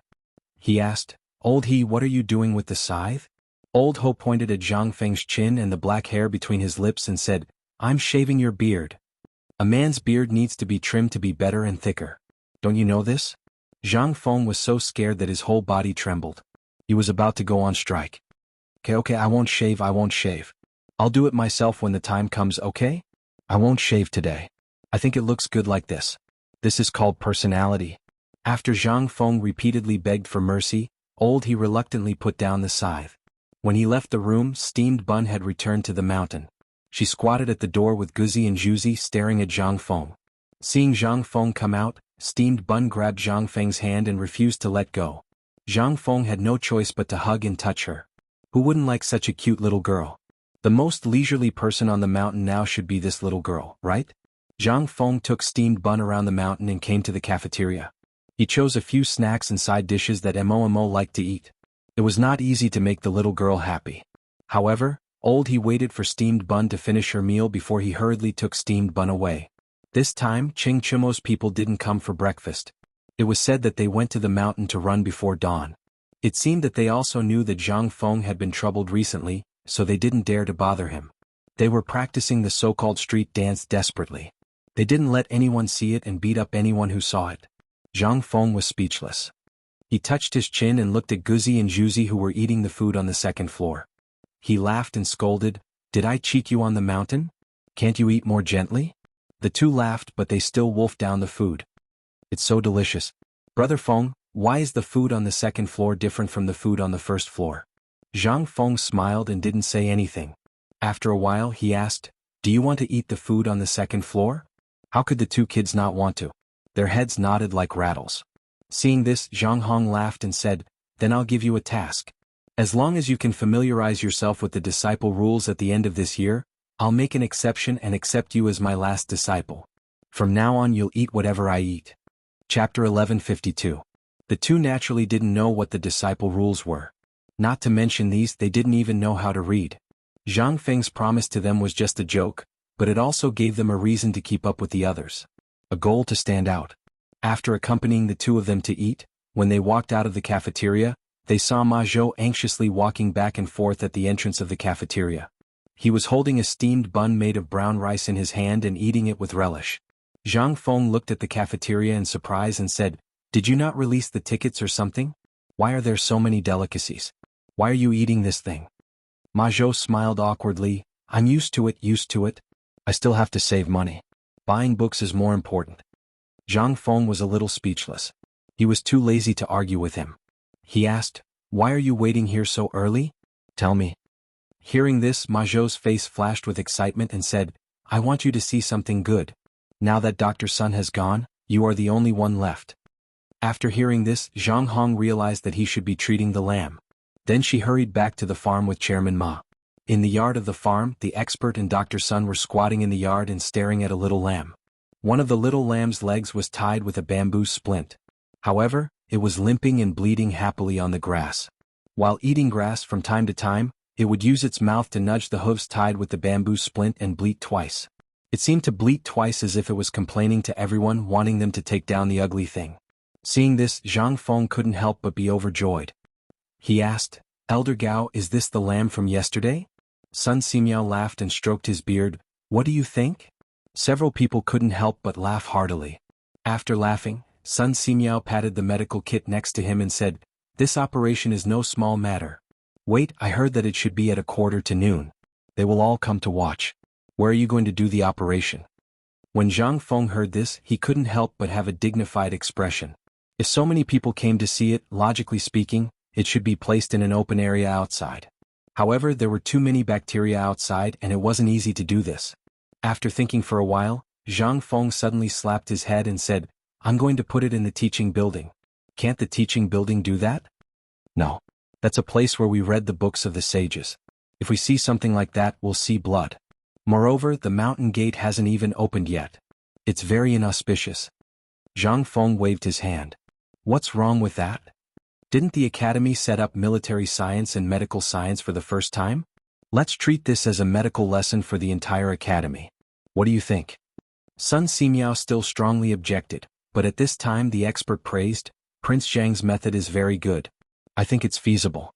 Old Sun, don't be entangled in these clichés. Which rule in the academy do you think is strictly adhered to? While speaking, the expert pointed at the lamb's leg. Sun Simiao was stunned, and then he heaved a heavy sigh of relief. That's right, if I pay too much attention to these things, then I'd rather not do it. In that case, he might as well not do it. Everything that Zhang Feng was doing now was so shocking. If he had to take this into consideration, then what was the point of doing it? Fine. Since it's like this, then I'll do as Fengzi said. Today the sky was still beautiful. In the boundless blue sky, there wasn't even a trace of cloud to be found. Before dawn, carriages appeared at the mountain gate one after another. At first, the old village head at the gate personally welcomed them, but as more and more people came, the old village head became numb. He just nodded and clasped his hands to the people who came. Then he found a student and introduced the academy to them while leading them into the already prepared classroom. Naturally, the old village head didn't need to introduce people he was familiar with. He didn't have so much free time. The classroom was painted snow white, and at this moment, one could still vaguely smell the smell of lime. However, such a bright classroom made everyone abnormally excited, and it added a sense of solemnity to the atmosphere. The tables and chairs in the classroom designated by Zhang Feng were all moved away, leaving only the operating table in the middle prepared by Zhang Feng. A thick white blanket was spread on the operating table, and a sterilized white wool skin was placed on top of it to prevent the blood from flowing. In the classroom there was a smell of mugwort smoked and baked. Even the ground was sprinkled with a thick layer of quicklime to disinfect. At this time, the smell of lime had already covered the smell of mugwort. Originally, the windows of the academy's teachers were made according to the glass windows in the back room. However, there was no time to make transparent glass, so at this time, although there were iron rods and other things, they were all white pieces of paper. This was also the detestable part of the academy. It was good to have white paper, but at this time, the window paper had already been poked with holes of various sizes. Chapter 1153. A group of people blocked the classroom door as well as the window, staring. They looked at Niu Jianhu, who was lying on a bed, blinking, discussing something. When had Niu Jianhu ever seen such a scene? These people here were all big shots. Moreover, they had come especially for him. As he lay on the bed and greeted everyone with a smile, he urged Zhang Feng to hurry up. Zhang Feng was so angry that he threatened him that if he dared to move again, his legs might not be guaranteed. Only then did Niu Jianhu hurriedly shut his mouth. Li Shimin did not come. But Li Yuan came late, with his hands behind his back, ignoring everyone's dissuasion. He walked straight into the classroom and sat next to Niu Jianhu. Soon after, a servant set up a small table next to him and put some incense on it. There was even a small tea stove. Zhang Feng glared at Li Yuan and had an impulse to kill someone. But the more Li Yuan ignored him, the more he sat down to boil tea and drink. Seeing this, Zhang Feng could only sigh and no longer care about him. He did not see him at that time. After everyone had arrived, Zhang Feng and Sun Simiao looked at each other, nodded and said, "Then let's start." "Wait for Fengzi." At this time, Niu Jianhu was anxious and said, "My father doesn't seem to have come." Just as Zhang Feng was about to make a move, Lu Jianhu did not find him in the crowd. Although Niu Jianhu was not afraid of death, he also hoped that his father was by his side. Zhang Feng looked out the window after hearing this, but he really did not see him. He looked at Yu Qigong outside the door and said, "Pervert old you, why didn't old Niu come?" Yu Qigong looked to the side. Speechless, he said, "What, you still want me to invite you?" Hearing this, Zhang Feng knew that Niu Jinda had come long ago, but he did not want to see Niu Jinhu's current state. He heard that his father came. Only then did Niu Jinhu lie down in satisfaction. He put on a generous appearance and said, "Come." Seeing this, Sun Simiao passed a bowl of numbing soup and sleeping pills to Niu Jinhu after getting Zhang Feng's permission. Seeing this, Niu Jinhu gulped it down without hesitation and even waved his hand at the door. Seeing this, Sun Simiao said, "Fengzi, should we make some preparations?" Sun Simiao was the one who had stage fright. Zhang Feng waved his hand and looked at Yu Qigong. "Old you, I remember that there were still 2 Turks left after the blood transfusion. Where are they?" Everyone's eyes lit up when they heard this. Was this kid really going to use the blood exchange life-prolonging technique? Everyone could not help but stare unblinkingly at Zhang Feng. Yu Qigong said, "Wait a moment. That's good. Look at me. I can't believe I forgot something so important."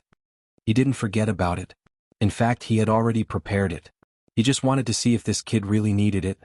Yu Qigong hurriedly waved his hand. A person who had been washed clean and tied up like a dumpling was carried into the classroom by 2 strong men. As soon as he entered the classroom, the Turk had already been washed clean. Zhang Feng could even faintly smell the scent of alcohol on him. It seemed like they had learned from Zhang Feng and forced him to drink. However, that kind of alcohol was useless. It could only make the blood more active, which was not beneficial to Niu Jianhu at all. However, Zhang Feng could not say it out loud. He cupped his fists at everyone and said, "For White Deer College, the first medical class of the year officially begins." At this moment, 2 voices sounded from outside the door. "Brother Zhang Feng, please wait a moment. Can we come in and take a look?" The person who spoke was Ouyang Kai. He was standing at the back of the crowd. Seeing Ouyang Kai and the others wave their hands, Zhang Feng was a little hesitant. However, looking at Li Yuan's arrogant appearance, he finally clenched his teeth and said, Come in. As long as you guys can take it, what's the harm in coming in? The premise is that you guys can take it. Don't make a sound." The 2 of them were very excited. They hurriedly swore before hurriedly entering the classroom. Seeing this, He Zhongjing and Old Qian wanted to enter as well. However, the moment the 3 of them reached the door, they hurriedly shrank back when they saw Li Yuan. Ouyang Kai Yu and Lu Hongwen also knew Li Yuan. However, they were here on behalf of the Academy for the academic exchange. They had already reached a consensus with Zhang Feng regarding this matter. The 3 academies had formed an alliance, so it was still acceptable. They just pretended not to know and pretended to be calm. However, Li Yuan did not even look at the 2 of them. This made them feel a little embarrassed. After all, why would a person of his level care about a few small shrimps? After everything was prepared, Zhang Feng saw the effects of the Mephisan slowly appear. Niu Jinhu also felt a little sleepy. At this moment, Zhang Feng used his finger to poke Niu Jinhu's leg and asked, "Little Hu, do you feel it?" Hearing this, the sleepy Niu Jinhu shook his head dully. In the end, he fell into a deep sleep. Only at this moment did Zhang Feng let out a sigh of relief and said, "Let's begin." Following Zhang Feng's call to begin, everyone did not dare to breathe loudly. They stared at Zhang Feng with their eyes wide open. That Li Yuan even put down the tea that he had picked up. With his hands behind his back, he stood up and looked at the dagger in Zhang Feng and Sun Simiao's hands. As for Ouyang Kai Yu and Lu Hongwen, the 2 of them stared at Zhang Feng with a face full of curiosity. They wanted to see how exactly he would start this so-called bone setting. Zhang Feng fixed the Turk, who had been drunk in advance, on a shelf at the side. Then he washed the transparent glass flat and the pages of the book that he had rushed to make overnight with alcohol. Only then did he nod at Sun Simiao. Seeing this, Sun Simiao used alcohol to gently wipe the Turk's carotid artery. Then he wiped Niu Jinhu's arm.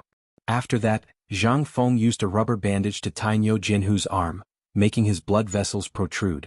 Then he used a needle to gently prick the Turk's neck. With this prick, the blackened blood instantly flowed along the rubber tube and into the glass bottle. Seeing what was inside, everyone could not help but be shocked. Was this that kind of blood exchange technique? Chapter 1154. After everything was done, the blood slowly filled up about half of the infusion bottle. Zhang Feng then slowly inserted the needle on the other side into Niu Jinhu's arm. After a cycle was formed, and Niu Jinhu did not have any abnormalities. Only then did Sun Simiao examine Niu Jinhu in detail. He slowly inserted the 99 silver needles into his various acupoints. After that, Zhang Feng covered Niu Jinhu's body with a piece of white cloth. Only his face and injured leg were exposed. At this moment, everyone's heart skipped a beat. Yu Qigong's expression changed slightly. He looked at Niu Jinda, then at Niu Jinhu, and then at Zhang Feng. He saw a flash of disappointment in Zhang Feng's eyes, and he couldn't help but frown. Logically speaking, this white thing filled with bad luck was meant for people who had passed away, right? Why did this kid give it to Niu Jinhu? Could it be that he had no other choice? Was he just doing his best? At this moment, almost everyone present had such thoughts. Even Li Yuan frowned slightly. He coughed softly and hurriedly reminded Zhang Feng, "Fengzi, isn't the white cloth a little inappropriate? What's wrong with it?" However, as soon as the words left his mouth, Zhang Feng instantly remembered that this was the Tang Dynasty. Moreover, the people were quite wary of these things. 100 steps could not be used by living people. Except for mourning. The expressions of Zhang Feng and the others were very strange. Yu Qigong's expression was also a little pale. Zhang Feng hurriedly explained, "Everyone, don't misunderstand. The reason why this cloth is used is because this is a pure colored cloth that has just been woven. This is medical knowledge. There are irritating ingredients on the cloth that has been dyed. If it covers the body, it will be thick and troublesome. However, this batch of cloth has been boiled in boiling water and then repeatedly detoxified, so there's no other meaning. Everyone, don't worry. It's just for the sake of a more perfect success in this operation." Hearing this, everyone's expressions became slightly better. Zhang Feng heaved a deep sigh of relief. He was very worried that if word of this got out, if he was careless and did not explain if the surgery failed, how would he face old Niu? In this era, only wearing white things on one's body was tantamount to something inauspicious. Zhang Feng really didn't think of this point. Although this matter had been explained, he was still somewhat skeptical. However, Zhang Feng did not have the time to explain. After all, time was of the essence. If he delayed any longer, the weather at night would be fine, but during the day the temperature at noon would be too high. The possibility of bacterial infection was very high. After washing his hands, he and Sun Simiao did not hesitate to gently cut open the skin and flesh above Niu Jinhu's calf bones. As soon as the two sabers slashed down, it instantly caused a wave of exclamations. Although Li Yuan was used to this kind of bloody scene, it was really the first time he saw a knife on a living person at this time. His face couldn't help but become somewhat pale at this time. Everyone's hearts were in turmoil. Ouyang Kai's entire body was trembling. This was really the first time he saw a living person cutting open the skin and flesh on the leg.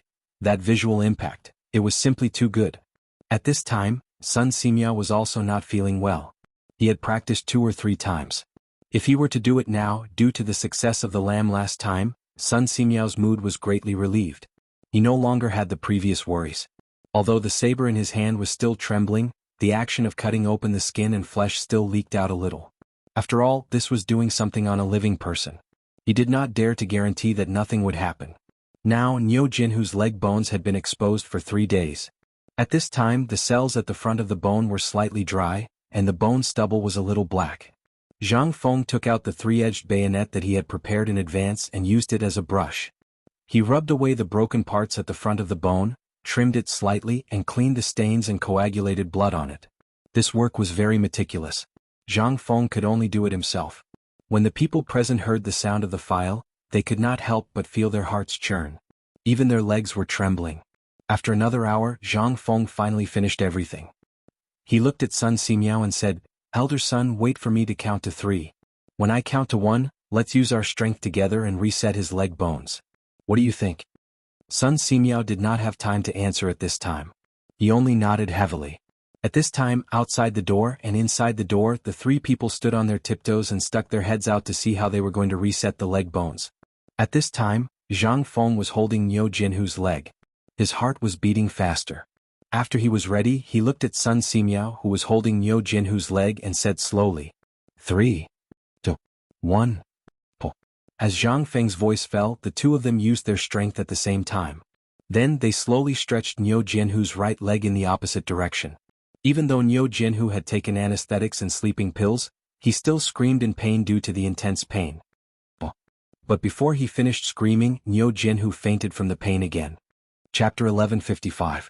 Zhang Feng could not care about anything else. Although the leg bone had returned to its original position, it did not mean that the matter was over. He hurriedly knelt on the ground and stared at Niu Jinhu's leg bone. After hesitating for a while, the leg that did not have much blood to begin with gushed out blood again. It was like a blowout. Zhang Feng did not care about anything else. His eyes were fixed on the bone stubble, looking for every broken crack. At this moment, everyone's hearts were in their throats. No one knew what Zhang Feng was doing. After about the time it took to eat a meal, Zhang Feng finally set the bone. However, at this moment, he looked as if he had been fished out of the water. After that, Zhang Feng took out the remaining penicillin that he had prepared beforehand and disinfected the bone. After disinfecting the bone, he quickly stitched up the fascia and muscles. Then he cleaned up the last layer of skin and flesh. However, the blood was still gushing out crazily as if a gate had been opened. Sun Simiao hurriedly pierced another silver needle at the base of Niu Jinhu's thigh. Only then did the bleeding slow down. However, Niu Jinhu's face gradually turned pale. Although he had been receiving a continuous blood transfusion, the blood flow was too fast and the body could not bear it. Zhang Feng hurriedly urged, "Elder son, quickly suture. You go up and I'll go down." Sun Simiao checked Niu Jinhu's pulse and so on. Zhang Feng checked the eyelids and pupils. After that, the two of them hurriedly began to suture. However, the trickling blood instantly fermented in the lime powder in the classroom under the high temperature. The smell became strange. It was pungent and had a hint of spiciness. Everyone could not help but become more worried. This kid, could it be that he could not pull through? Quick, cotton ball. Elder son, quickly suture. Prepare the sore medicine to prevent massive bleeding. Zhang Feng looked at the blood that kept gushing out as he sutured. He was also a little panicked.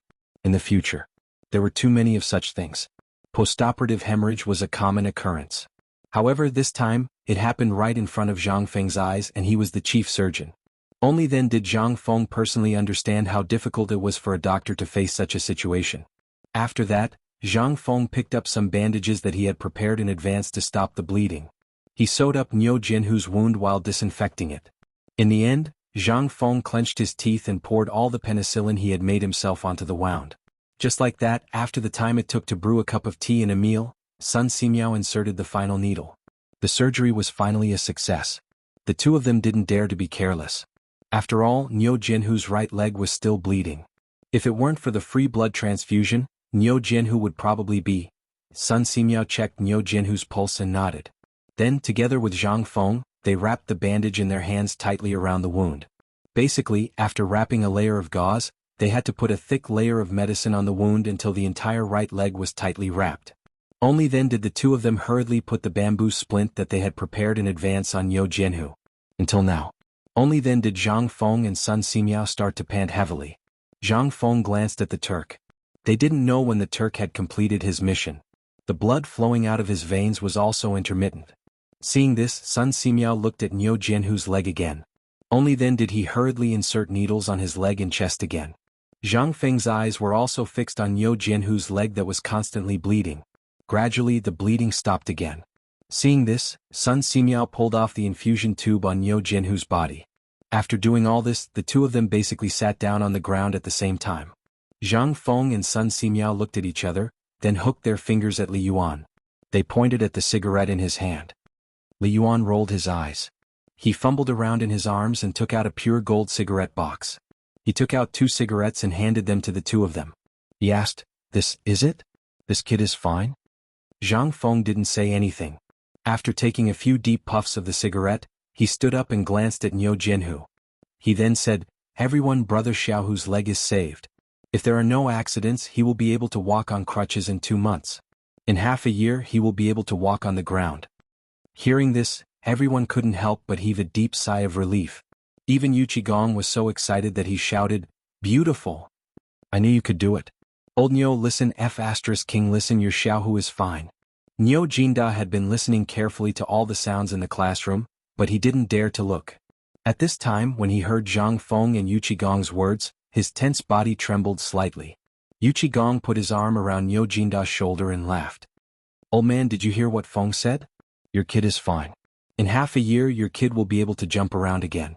Did you hear that?" "Ha ha ha ha." He heard it. Nyo Jinda heard everything. Although he didn't dare to make a sound or look, it was his son lying inside after all. He was more concerned about his son's safety than anyone else. After all, his Nyo family only had this one seedling. At this time, when he heard Yuqigong's words, Nyo Jinda grinned. He seemed to want to enter Zhang Feng, but for some reason his vision turned black and he slowly fell down again. Chapter 1156. At this time, everyone present began to think about what to do next. Although they had seen bone resetting, it was only a minor injury. Before coming, everyone had heard about this matter, but in everyone's opinion, this seemed to be a false rumor. After all, who could have a way to make such a serious broken bone on the street? Moreover, this bone stubble was exposed. Although before there were indeed people who had heard about leg resetting and bone resetting, but the bones were not exposed and there were no red wounds. Brother Yong used a bamboo clip to pick him up, and after lying in bed for a year and a half he could still walk with a limp, but this leg, it was basically a cripple. If he wanted to recover, it could only depend on whether he was sincere to God or not. But now, they heard that someone could use the blood of the Turks to exchange blood for blood and save a person who was already judged to be dead by the King of Hell. How could this not be miraculous? The most miraculous thing was that this person could actually put the leg bone that had been broken for at least 3 days on the street. Even if it was a piece of bone from a cow or sheep, if it was left outside for 3 days, it would have smelled so bad that it couldn't be smelled. How could it be reconnected? If this was not a miracle, then what was it? The most important thing was that the person really came back to life. Although he hadn't woken up yet because of the anesthetic soup and sleeping pills, everything seemed to be getting better after Dr. Sun's diagnosis. This was no longer a problem. The most important thing was that at this time, Sun Simiao didn't say anything. What qualifications did they have to speak? After Dr. Sun's 2 hours of observation and treatment, Sun Simiao finally breathed a sigh of relief. "It's done. Quickly carry him to the old man's bamboo house. Within these 10 days the old man will take care of him personally. No one is allowed to disturb him." It's done. It's really done. This is really a miracle. At this time, everyone's mind couldn't help but become lively. The most important thing was that once this thing was done, it meant that in the future the broken leg would be as good as new. "Kid, are you sure it's really done?" Of course, Li Yuan was the first to be in disbelief. He waited for Zhang Feng to catch his breath before asking. Li Yuan was not the only one who had this question. Everyone present had it. Those who were able to come here today were definitely overlords of a region. Zhang Feng also understood the importance of Li Yuan's question. He nodded heavily and said, "It is indeed done." As he spoke, Zhang Feng swept his gaze around the room before loudly announcing, "Allow me to keep you in suspense. Today's lesson is a medical lesson of our White Deer Institute. Actually, it's quite simple. Actually, you just have to deal with the patient's wound infection and disinfect it with this alcohol that I specially made. Pay attention to your physical hygiene."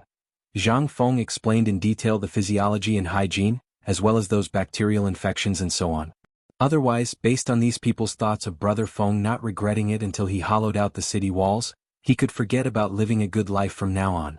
After he finished talking about this, Zhang Feng said while panting, "Actually, this blood transfusion is not the kind of blood for life technique that you all understand. For example, if the water in a ditch dries up, the land in the field will also dry up. At this time, isn't the best method for us to carry water for irrigation? Similarly, at the end of the day, what little tiger lacks the most is blood. Once the body loses serious blood, if blood is not transfused, even if a deity comes, it will be impossible to save the situation. But this blood can't be used just any blood," Zhang Feng hurriedly added. "Otherwise, if this group of old fellows really went back and got someone to draw blood from, wouldn't that be a huge sin?" Zhang Feng hurriedly said, "People who need blood transfusions are usually in a situation like little tigers, or those who have suffered serious external injuries and lost too much blood. Also, there are those who have been poisoned by poisonous snakes and need blood transfusions. In this kind of situation, You only need to find a serum and use this set of medical tools that I use. After receiving reasonable training, you can use it. Under normal circumstances, the amount of blood in a person's body is only enough to fill a basin. Hearing this, Li Yuan pointed at the Turkic man on the shelf who had long lost his vital signs and said, "Then what happened to him? Didn't we just draw all his blood? If this isn't blood for life, then what is?" Zhang Feng felt a headache coming on. This is a little special. Let's put it this way. Actually, in total we drew less than 3 bowls of blood from him. It's just that this guy was scared to death. After all, anyone who doesn't know about this situation will have such a situation. So, we still have to be careful when drawing blood. Also, if the blood type doesn't match, it can also kill people. So, the best way is to use the blood drip method to identify relatives. However, this method is not strict. It can only measure whether the blood type of 2 people matches. It has nothing to do with a paternity test. The blood identification method that you all talked about, in my opinion, is all nonsense. You must not take it seriously. If you don't believe me, you also saw that little tiger has nothing to do with this Turkic man. So, we have to be careful. Chapter 1157. After sending off this group of gods of plague and explaining the medical matters clearly to this group of uncles, Zhang Feng dragged his tired body back to Sun Simiao's bamboo house. In the bamboo house, Yu Shernan and the other 3 had been waiting there for a long time. Zhang Feng knew that he couldn't avoid this, but he didn't want to. After all, the appearance of a new thing, if it didn't experience the wind and rain, then what was it? As soon as he entered the door, Zhang Feng told Sun Simiao about the daily disinfection of the room, as well as some common knowledge after finishing the book. Only then did he pull Yu Shernan, Li Yuan, and the others to Li Yuan's small bamboo house unwillingly. However, when they walked out of the small bamboo house, Niu Jinda was already waiting there. When he saw Zhang Feng, he knelt down with a thud. "Fengzi, you are the savior of my Niu family." When Zhang Feng heard that, his expression changed instantly. He didn't even turn his head, didn't even look at Niu Jinda, and was about to enter the small bamboo house. Seeing this, Yu Qigong hurriedly pulled Zhang Feng and said, "Fengzi, just let him speak. You don't know old Niu's temper. 3 generations of ancestors only had 1 son, and didn't I say before when we were in the army for a few years, old Niu can't have children now because of other reasons. So," Yu Qigong said painfully, "you don't have a son, but when you get married and have children in the future, I dare to guarantee that even if you have to sacrifice your life, you will not hesitate to save your son, right?" Zhang Feng was silent. He could understand a father's fatherly love. But, with a sigh, Zhang Feng came to Niu Jinda's side helplessly, and also knelt in front of Niu Jinda. Niu Jinda was so scared that he hurriedly lifted Zhang Feng's knees, his whole body trembling. "Fengzi, are you trying to torture me? If you don't think I deserve it, why can't Lao Tzu do the same? Lao Tzu said that we're brothers. We're also brothers with Xiao Hu and the others. What's our relationship? You're someone who's only missing a stick of incense and you're going to kowtow to Lao Tzu? Have you ever treated Lao Tzu as a brother? You don't even treat Lao Tzu as a brother. Since you want to be estranged, let's see who's more estranged." This, Niu Jinda's face was bitter. At this moment, Li Yuan's eyes flickered as he looked at Niu Jinda and said, "Get up, the ground is cold, your rheumatic leg problem is also not light, and you still don't know, right? Because of your son, Fengzi hasn't had a good night's sleep these days." Niu Jinda was shocked when he heard this. He raised his eyes and saw that Zhang Feng's face was extremely haggard, and his eyes were bloodshot. He was instantly at a loss of what to do. "This, brother, Niu Jinda was so anxious that tears came out. Only then did Yu Qigong smooth things over. "Old Niu with a brother, why are you still so polite? It would be strange if Fengzi was willing to do this. Moreover, Fengzi said before that other than the parents of heaven and earth, no one can kneel. Have you forgotten? Go to the mountain gate and read the commandments of the academy. Alright, get up. Old man and the others still have important things to discuss with Fengzi. If you have something on your mind, doesn't Fengzi like those strange things? Go and get some for him as repayment. Usually I don't see you being so wishy-washy." Li Yuan urged impatiently. He almost spat out a mouthful of saliva. Fortunately, he reacted in time and disturbed him. Yu Qigong was also shocked. Regardless of Niu Jinda, he hurriedly hugged him and dragged him away. The retired emperor was angry. After sending Niu Jinda away with great difficulty, they returned to the bamboo house. They could understand Niu Jinda's mood. After all, that was his only son. How could he not care? No one would. At this time, after they sat down, Li Yuan said, Kid, do you know what it means to make it public today? I know. Zhang Feng nodded firmly. This is also specially done. Chu Suiliang frowned slightly and said, Old man, I heard that you gave your property to these people? And after this mid-autumn hunt, you invited them up the mountain for this? Yes. Zhang Feng nodded without hesitation. There were no outsiders here. Therefore Zhang Feng did not hide anymore. Hearing this, Ouyang Sun coldly said, Brat, you're playing with fire. Aren't you afraid that the wolf will turn around and eat you when it gets fat? Zhang Feng laughed and said, That depends on whether the bait on my fishing rod is tempting enough. Li Yuan raised his eyebrows slightly. Kid, in the previous life, Erlang came to you for this matter? Zhang Feng nodded. Indeed, and I asked him to come. Kid, you know what I'm doing now. Didn't those people with the 5 surnames and 7 Wangs and Guanlong want to do something to me? Then I'll have a fight between the sandpiper and the clam. Won't that be great? Chapter 1158. Zhang Feng was indeed playing a big game this time. If he succeeded, the 5 surnames and 7 hopes would be nothing. Moreover, he knew that Old Li definitely wouldn't be able to handle this matter. With Old Li's personality and industrial power, if he were to fight with any of the families in Guanlong, they would be able to crush him to death with just a flick of their fingers. The best way was to go to the emperor. Only with the emperor as his backing would he have the capital to challenge the 5 surnames and 7 hopes. Those aristocratic families had been able to survive for hundreds and thousands of years by accumulating strength bit by bit. Although there was no lack of indifference, it did not mean that they were brainless. Therefore this trap had to be set bit by bit. For example, the promotion of basketball, football, and morning exercises. Although it seemed that Zhang Feng did not gain any benefits, the production of football and basketball was still in Zhang Feng's hands. Even if others wanted to do it, they would have to get his permission. Otherwise, why would the matter of basketball be handed over to the county government? This was all thought out long ago. If something went wrong, it would be a direct confrontation between the government and these people. In the face of huge benefits, these people would not be so foolish. Moreover, as long as there were some basketball competitions in the future, Zhang Feng would personally train some players. In this competition they would be invincible. How could the name of White Deer College, Zhang Feng's team, not be resounding? This meant that these people were helping Zhang Feng spread the name of the college. Moreover, Zhang Feng did nothing. Moreover, the braised meat would spread sooner or later. Du Lele was not as good as everyone else. If he did not promote something well, then it would be nothing. Moreover, Zhang Feng did not expect these things to make money. What he coveted was the 5 surnames and 7 hopes property, and the Guanlong group's property. As long as he could trip these 2 behemoths, how much could he eat? Perhaps the richest person in the world would be Zhang Feng. Moreover, this was also a political achievement. When these 2 mountains were defeated by him, not only would he be a Grand Duke, but he would also be ranked first in the Lingyan Pavilion, and even the king who had always been side by side. It would not be a problem. Given the hatred the current emperor had for these aristocratic families, the sky was already completely dark. However, Zhang Feng and the others were still thinking about their future policy. Yu Shernan and the others were sometimes surprised repeatedly, sometimes frowning in contemplation. At least half of the beard on Li Yuan's chin was shaved bald. The more he listened, the more excited he felt. Who would be willing to be suppressed by the Guanlong Shi clan and the 5 clans and 7 Wangs? As for getting rid of these big clans and being able to truly witness all the imperial power of the Tang dynasty falling into the hands of the Li royal family, Li Yuan was also more and more excited at this time. He even urged him to give up the 10% shares of the paper mill. In the end, Zhang Feng sternly refused. Old master, we have to keep some stock in our hands and keep it attractive.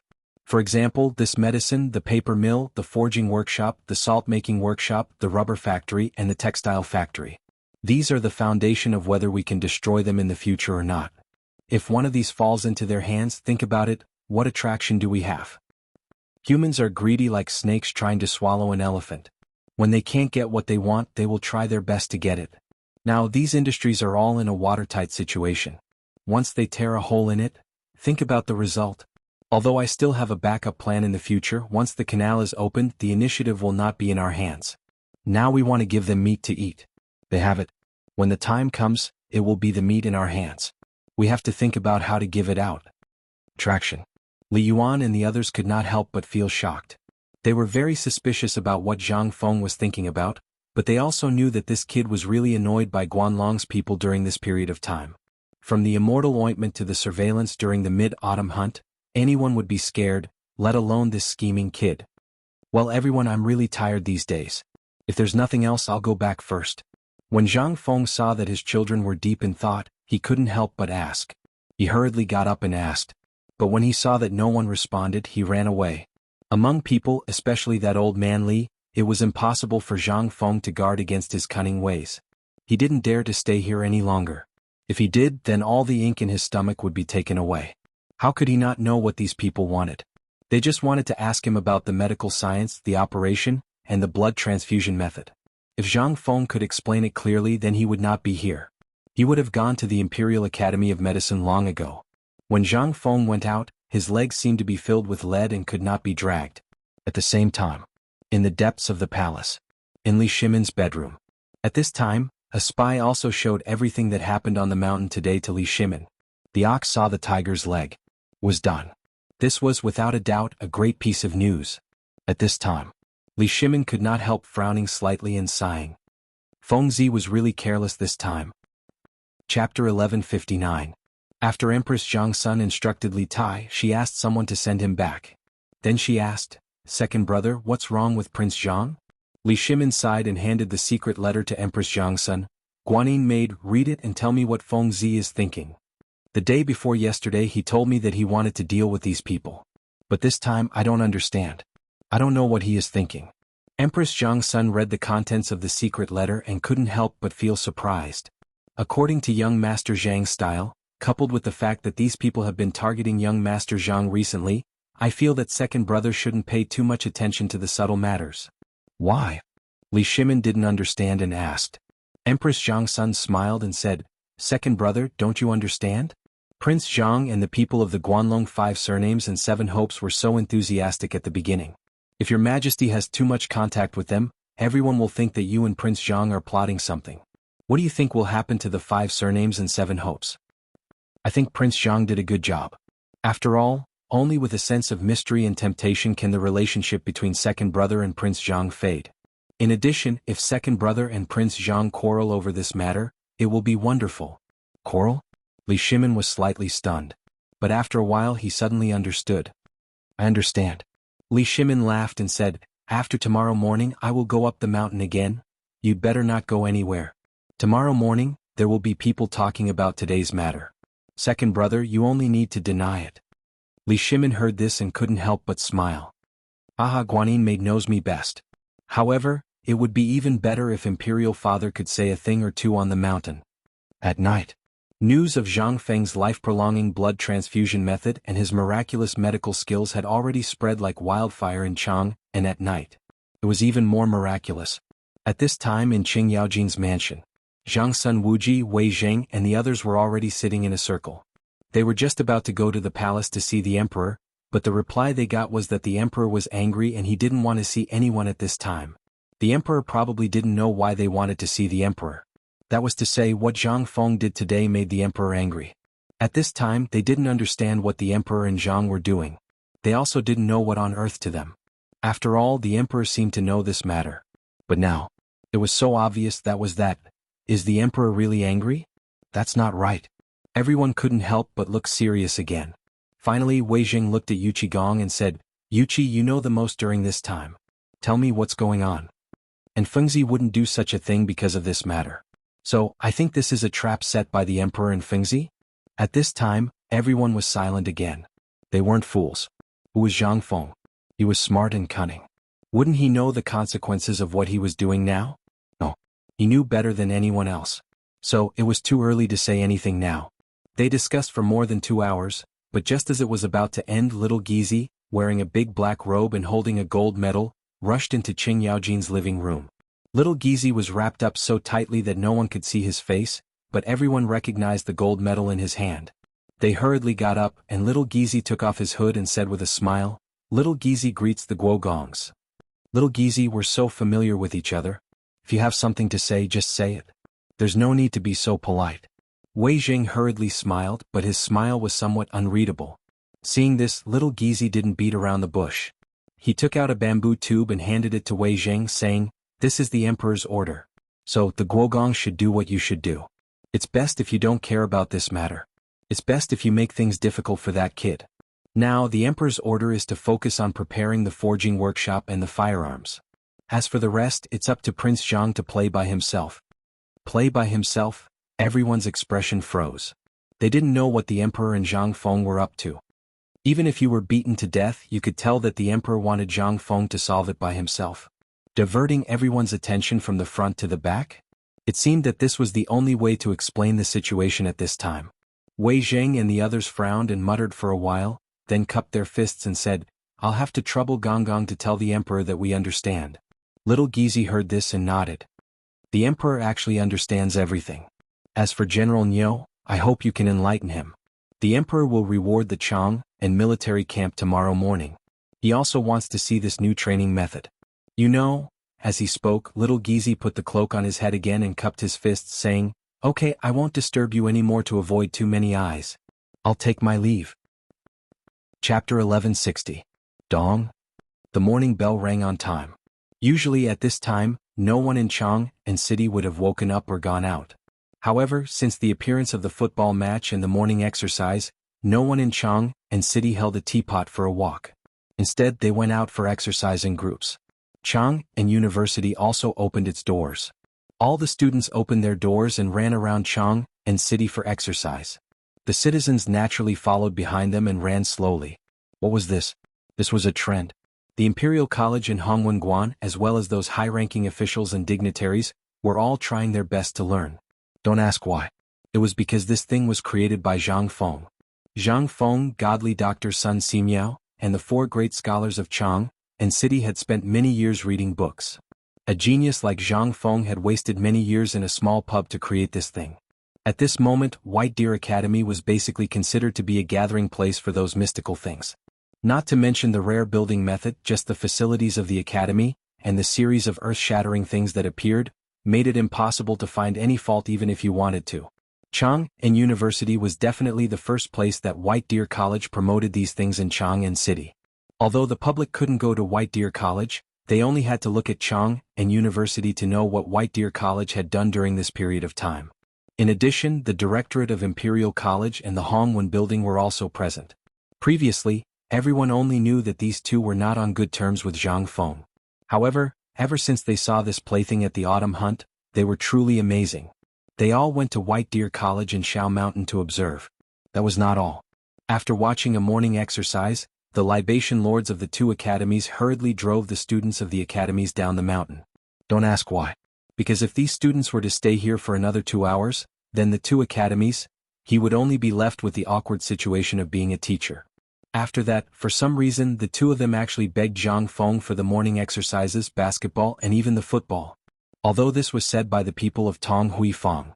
However, in Chang'an City, the people of Tong Hui Lane had become the most dazzling neighborhood in Chang'an City. They were also one of the most important channels for people to get to know more about the mountain. 121. 1234. 121.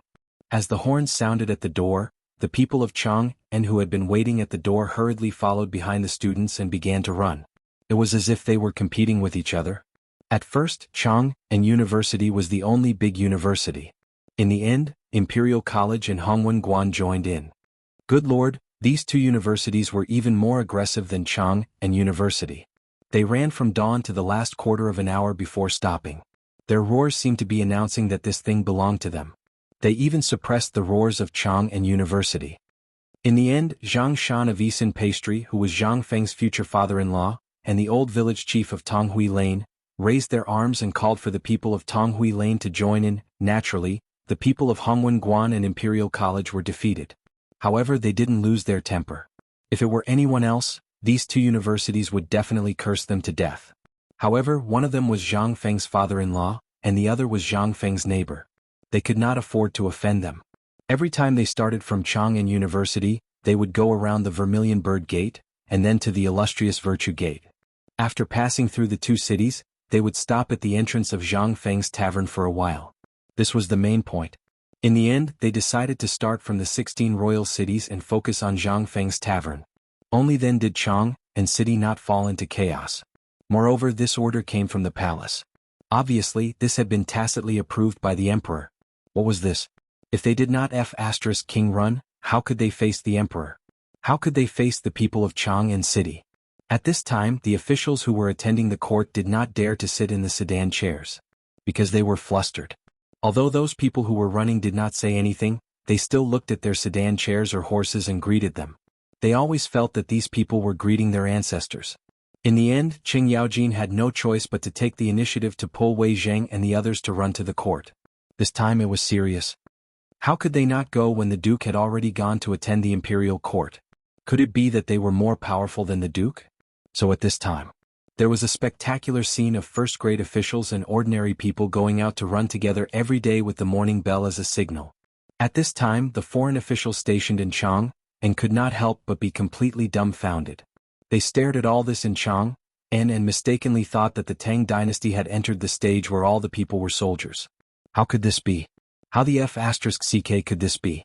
As the information was sent out of the Tang dynasty and into the hands of the monarchs of various countries, all the countries were shocked. And this Chang was the capital of the Tang dynasty. How could the wind and grass here not let those who wanted to make achievements and climb up not see the light of hope? In particular, the Imperial College and the Hongwenguan Library were established in almost every state in the Tang dynasty. This was an advantage for them. After all, no matter how powerful Chang and University and White Deer College were, they only had one library in Chang and city. At this time, if they took the lead to seize resources, the people would say that the things that did not belong to them were theirs. And this was one of their achievements. This was something that the emperor acquiesced to. Look at Chang and city. It was no longer as lazy as before. It made one's face flush with excitement. Later, because of the matter of basketball and football, the basic Kuju team changed their profession early. They worked harder than anyone else to learn Kuju. This was something that they would have to rely on in the future. In addition, Director Zhang Feng's promise was still there. If they won the championship of every season, they could get Zhang Feng's promise. Now, everything that Zhang Feng did was extremely enviable. As long as he revealed a little bit of it, it was enough for them to eat for a lifetime. At this time, as the running team slowly grew, three forces were basically formed in Chang and city. One was formed by the people spontaneously. The other was the students of the three academies. The other was the Kuju team and the ministers in the imperial court. This made Li Shimin and Li Yuan, who were standing on the Vermilion Bird Gate and watching, very surprised. "Father, will there be a problem?" Li Shimin said with some shock. On the contrary, Li Yuan laughed and said, "What problem can there be? Our Li family is known for practicing martial arts. Second young master, haven't you always been criticized for being born in the military?" This move of Zhang Feng's has simply flattened this matter from the root. Li Shimin heard this and his eyes flashed. "You mean, let the whole people participate?" "Wrong. Do you still remember the teaching philosophy that Fengzi mentioned before?" Li Shimin really forgot about this matter. At this time he thought carefully and remembered. "Are you talking about military management?" "Yes." Li Yuan smiled and stroked his beard. "Now you should still remember that Zhang Feng's training method is still in progress in the army, right? Yesterday, after coming down from Mount Shao, this emperor went to take a look personally. The running team was exactly the same. Apart from the difference between the morning exercise and the military training, everything else was exactly the same. In this case, if everyone participated in it..." Li Yuan narrowed his eyes slightly and looked at Li Shimin. "So what if the whole people are soldiers? This is for the good of the people. Let them always remember how our Tang dynasty started." "What's wrong with this?" Li Shimin heard this and couldn't help but nod. "I understand." Regarding the Li clan's imperial family being born and practicing martial arts, not only Li Yuan, it was also a huge mountain that Li Shimin was shouldering on his back. On top of that, the crime of murdering his brother and forcing the abdication was added. Right now, forget about the fact that Li Shimin had accomplished so many meritorious deeds, he was still a sinner. Although his father still forgave him, this was still a reason for those people in the court to target him. But now, this Zhang Feng really helped him a lot. This also made Li Shimin feel a little ashamed to face Zhang Feng. "What, you can't help but tell that kid your identity?" Li Yuan glanced at Li Shimin and said. Li Shimin didn't speak, but looked at the students and people roaring under the gate tower and nodded. "Indeed, I always feel a little ashamed to face him like this." Li Yuan smiled. He laughed and said, "It's up to you, but I think it's not the time now. Let's wait until these two big mountains are taken down from the Tang dynasty. After all, at this time, letting him stand out is not helping him but harming him. What do you think?" "Okay, I'll wait here.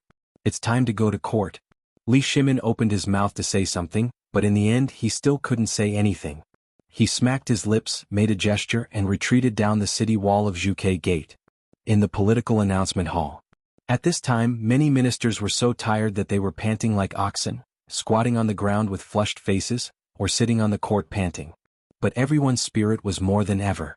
At least at this time, everyone's face was flushed and they were full of energy. Although the group of civil officials were panting like windmills, they still gathered together to discuss something. They even looked at Zhang Sun Wuji and others from time to time. As for Zhang Sun Wuji, Qing Yaojin and the others, although they were a little out of breath, their statuses were still there after all.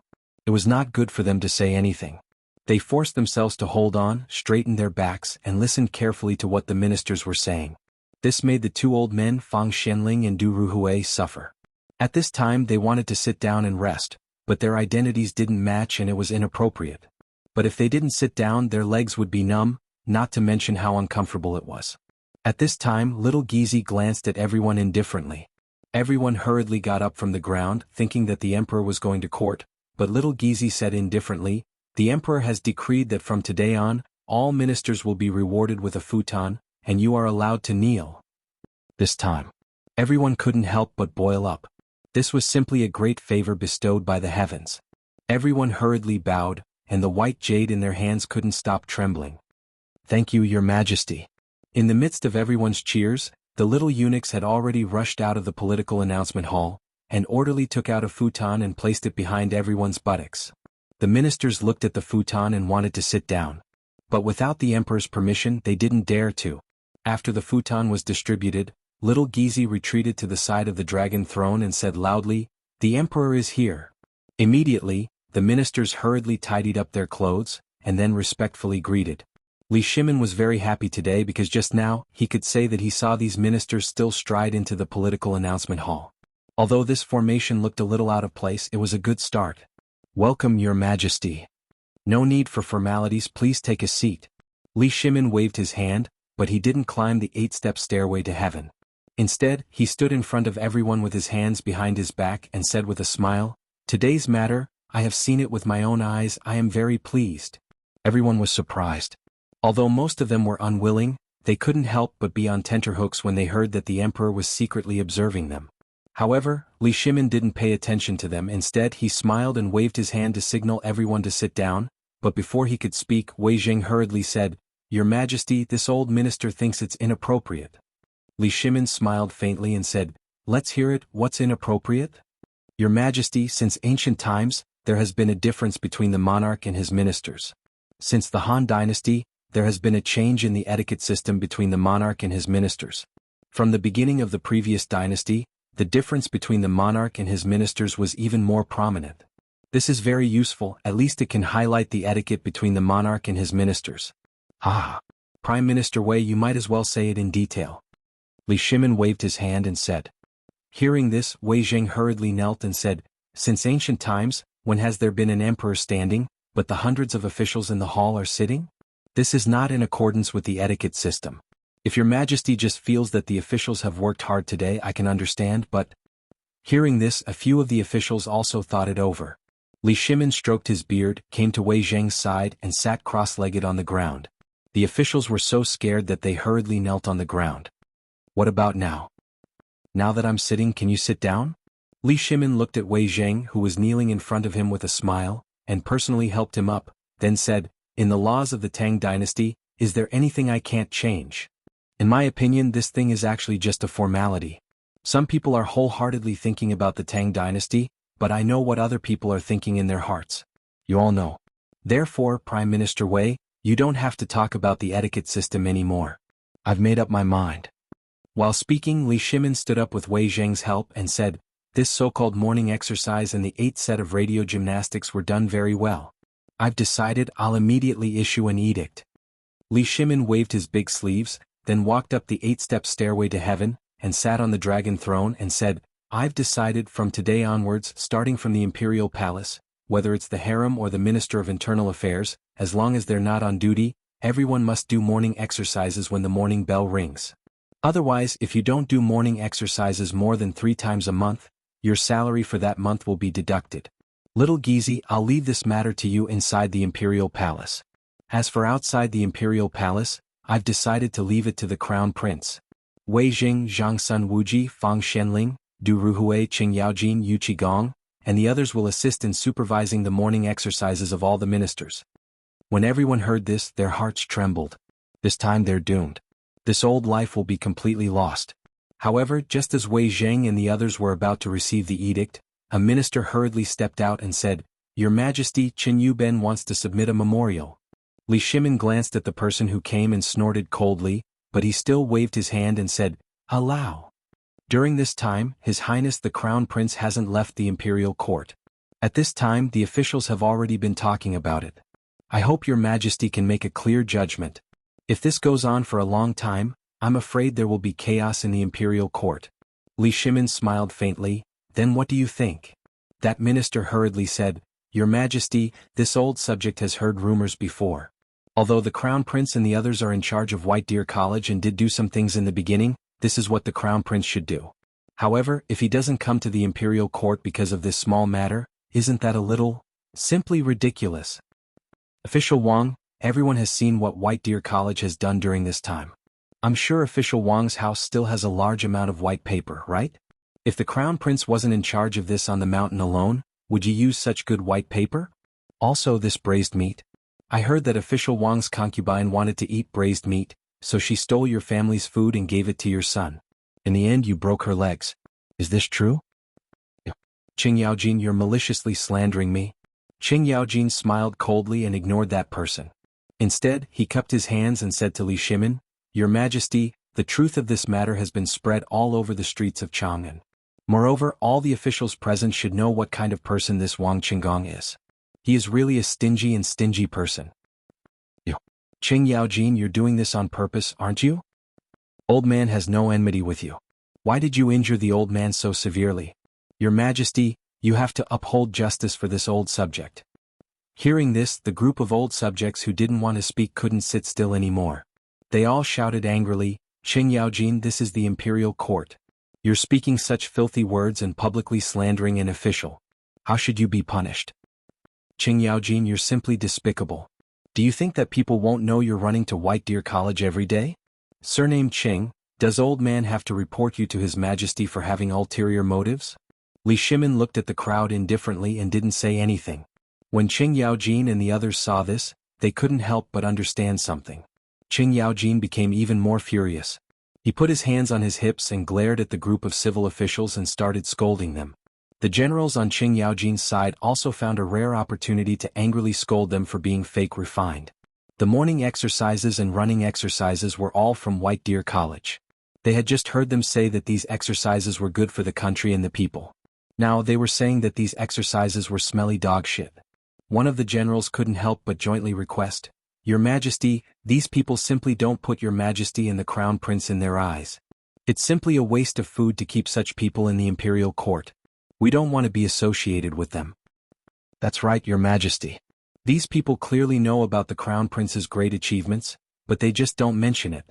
They're just grabbing onto the Crown Prince's weak points. What is their intention? The civil officials, especially Wang Qinggong, were secretly shocked. When he saw Li Shimin frowning and thinking about how to end this matter, he hurriedly scolded, "Qing Yaojin, old man suspects that you did it on purpose." Qing Yaojin glared, "Lao Tzu did it on purpose. What's wrong? Come and bite me."